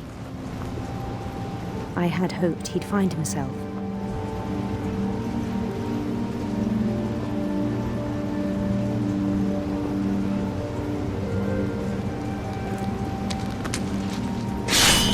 But he found something more.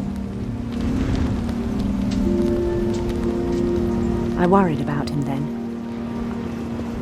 Daydreaming at the cannery.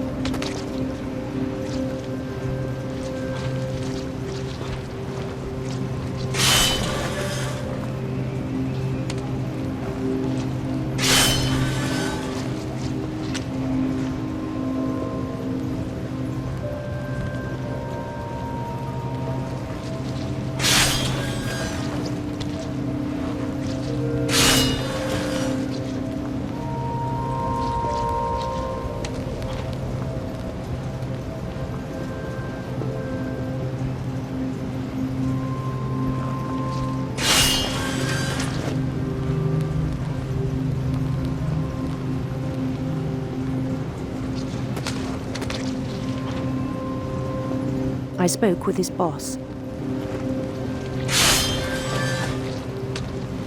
But he said Lewis had become a model employee. Methodical, tireless, focused.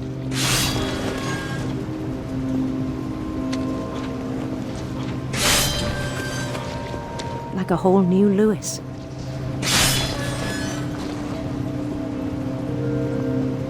So I let him go on.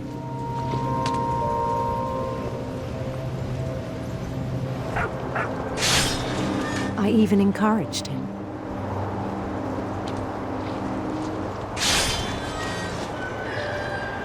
It seemed very promising at first.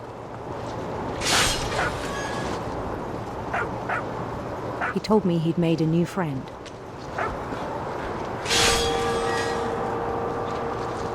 On the edge of a city he named Lewis Topia.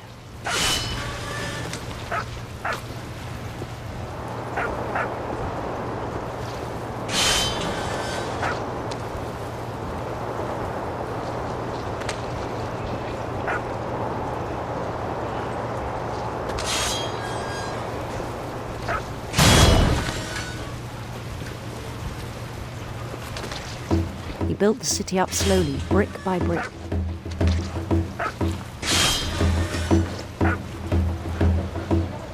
Then he made musicians.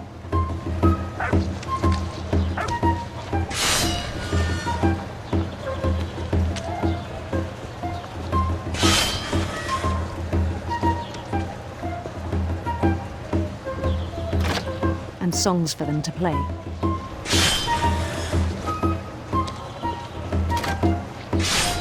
He talked about starting a band.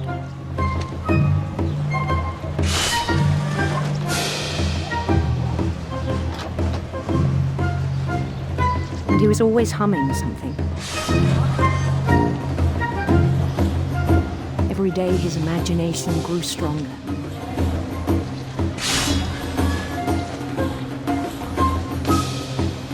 He no longer spoke at the cannery.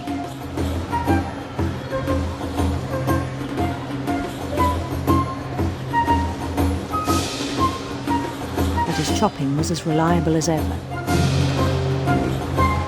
Then one day it struck him that all the cheering crowds, even the stones under his feet, were all in his imagination. So he could do whatever he wished.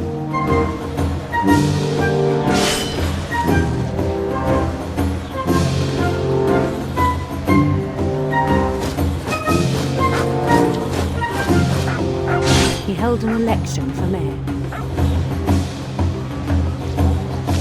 And he won. They begged him to stay, but his mind was already wandering. It became a game for him.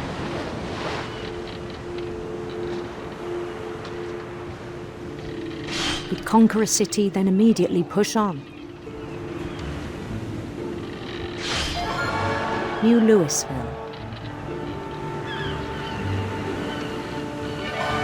St. Louis.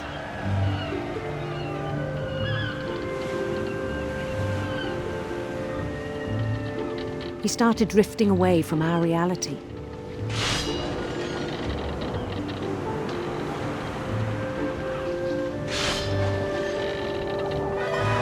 Minneapolis. Until one day he forgot to go home from the cannery. Even as his mother pleaded with him, part of Lewis kept sailing on.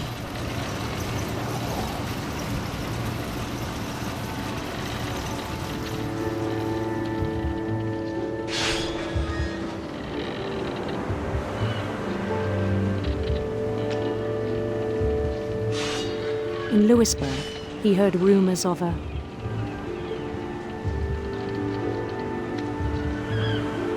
handsome queen.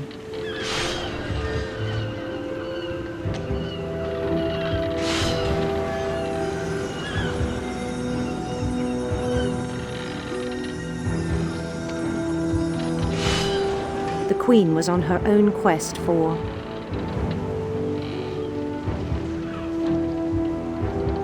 sinister serpents.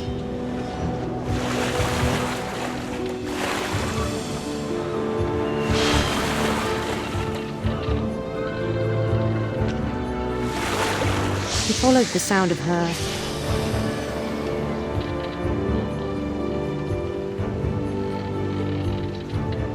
electric sitar.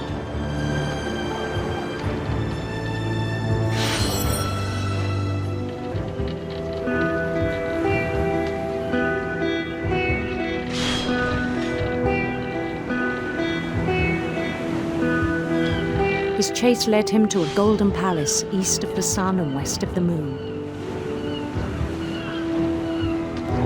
Even then, his logic remained sound.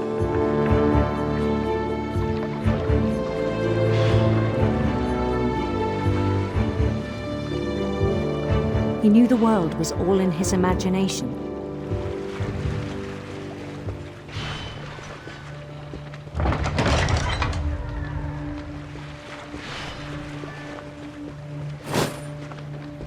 But he was so proud of having created it. In his own eyes, he'd become something greater than a king.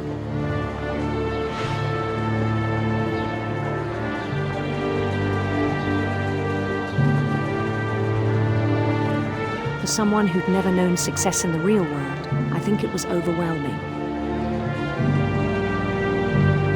And then it struck him that the real Lewis was not the one chopping salmon, but the one climbing the steps of a golden palace.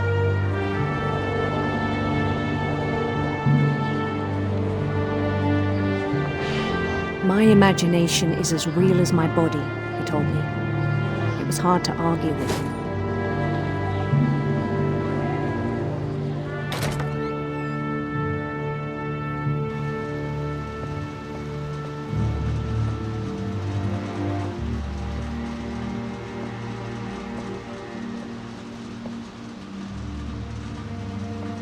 We began to forget the world we know.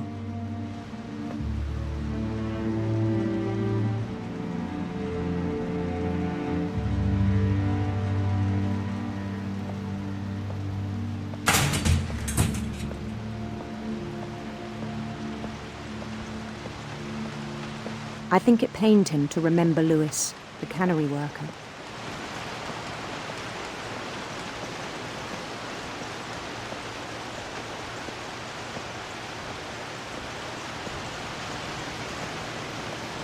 He began to despise the man with a royal contempt.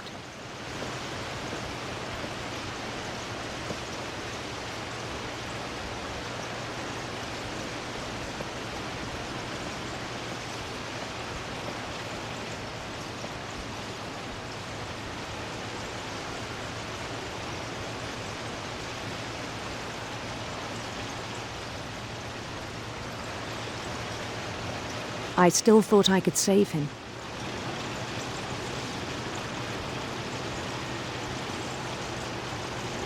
Even after he said he was being crowned king over all the lands of wonder.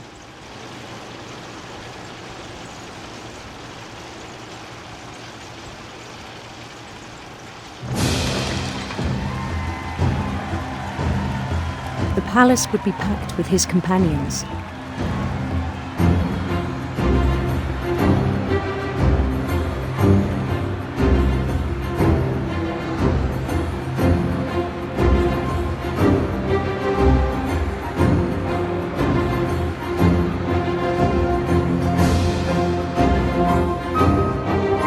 Including the wise Calico who had insisted on advising him.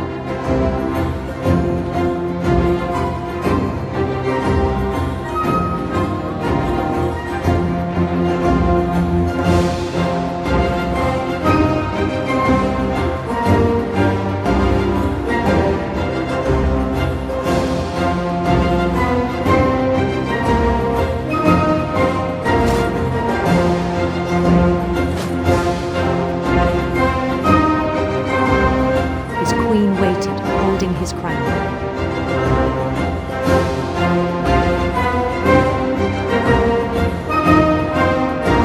There was only one thing left to do.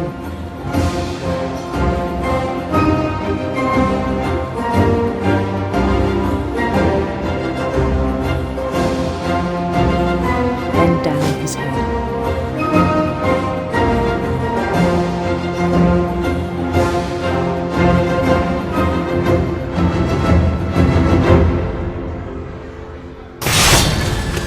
I think you know. Mrs. Finch, your son was a kind man who will be missed by all of us who knew him.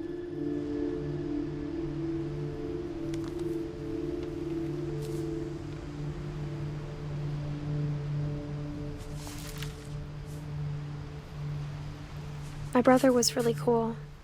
I wish you could have met him.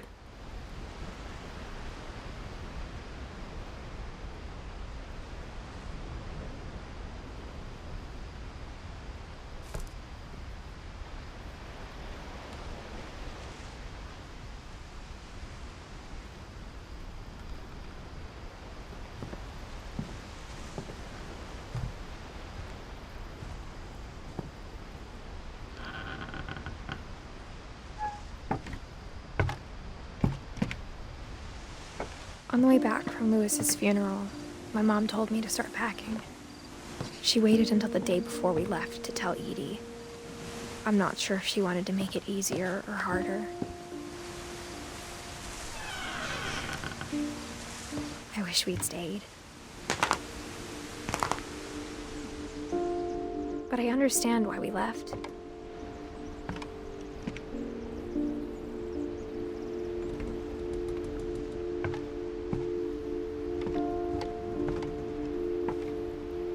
My mom ended up leaving everything behind.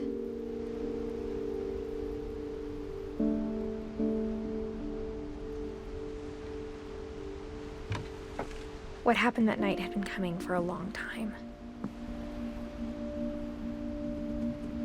Maybe it should have come sooner.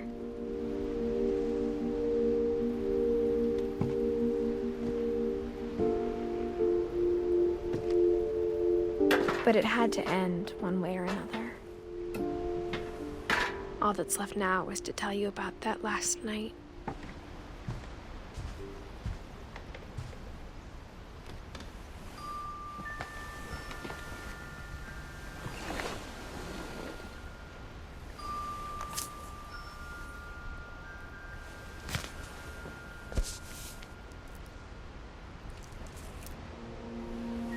That whole last day, Edie just watched us pack and didn't say a word.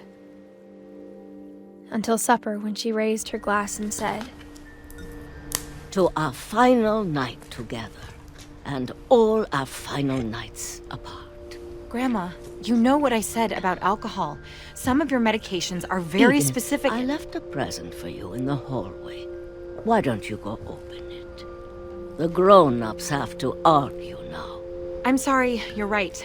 We're all leaving tomorrow. Let's just enjoy our last... I'm not leaving.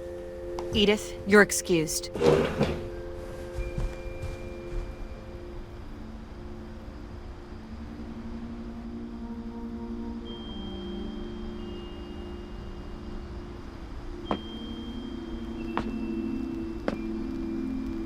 The power had been shut off that morning, but Edie always had plenty of candles. When my mom sealed the library, I don't think she knew about the other entrance. Or that Edie had a key to it.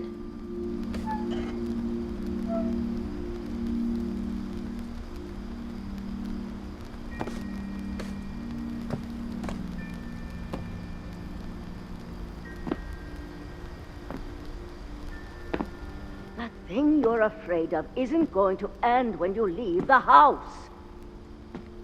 Edith has a right to know these stories. My children are dead because of your stories. I think it's best if Edith and I leave tonight. We'll have the nursing home send a van for you in the morning, okay?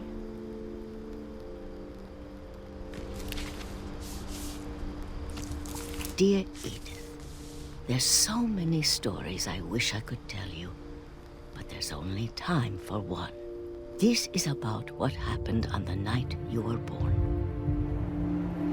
That night, the tide went way, way out.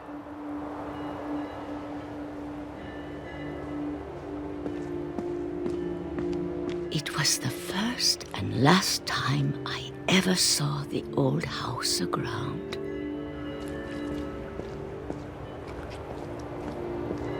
There'd been an earthquake out in the middle of the ocean. They called it the lowest tide in 1,000 years. God, it smelled awful. You know, I've seen that house every day of my life.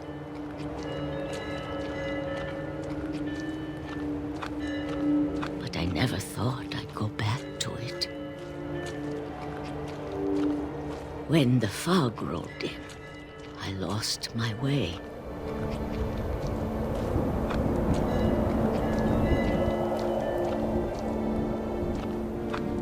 I got turned around.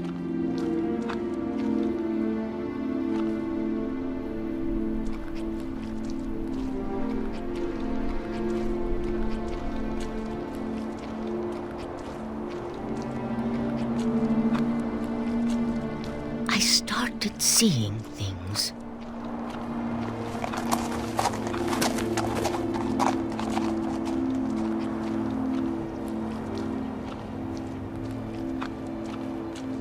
Things I'd forgotten had ever existed.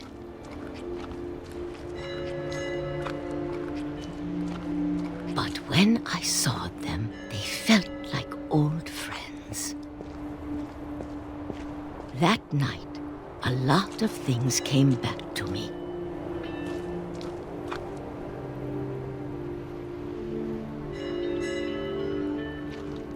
Or maybe I came back to them.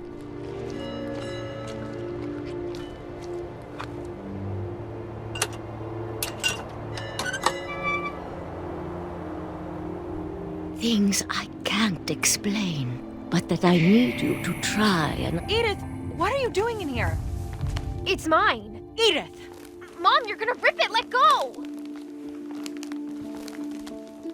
I kicked and screamed, but Mom dragged me to the car.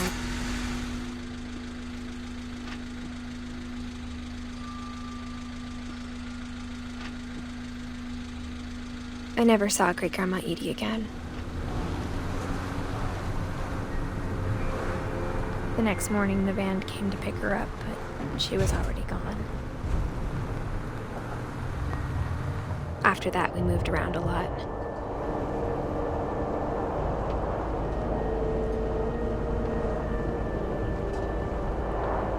We both tried to make the best of it.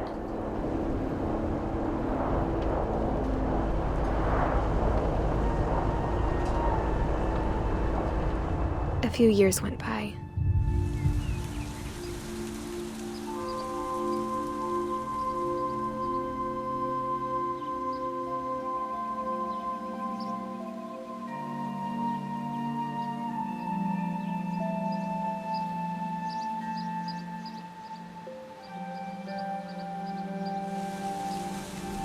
My mom didn't like to talk about it,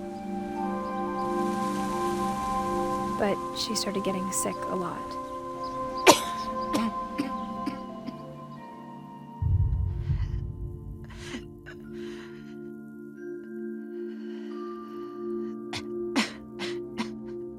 She got better for a while,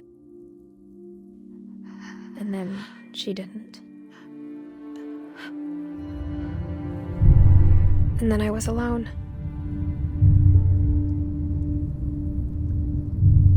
The last Finch left alive.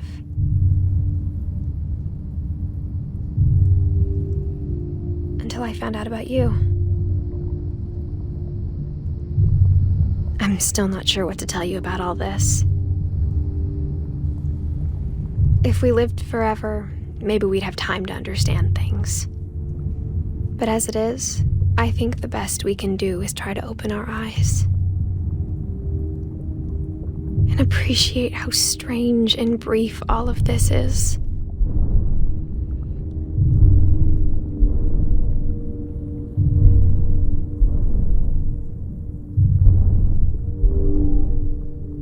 This journal was supposed to be for you, but now I hope you'll never see it.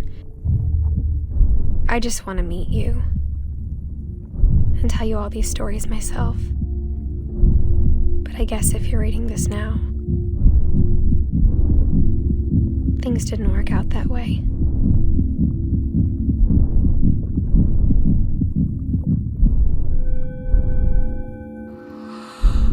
This is where your story begins.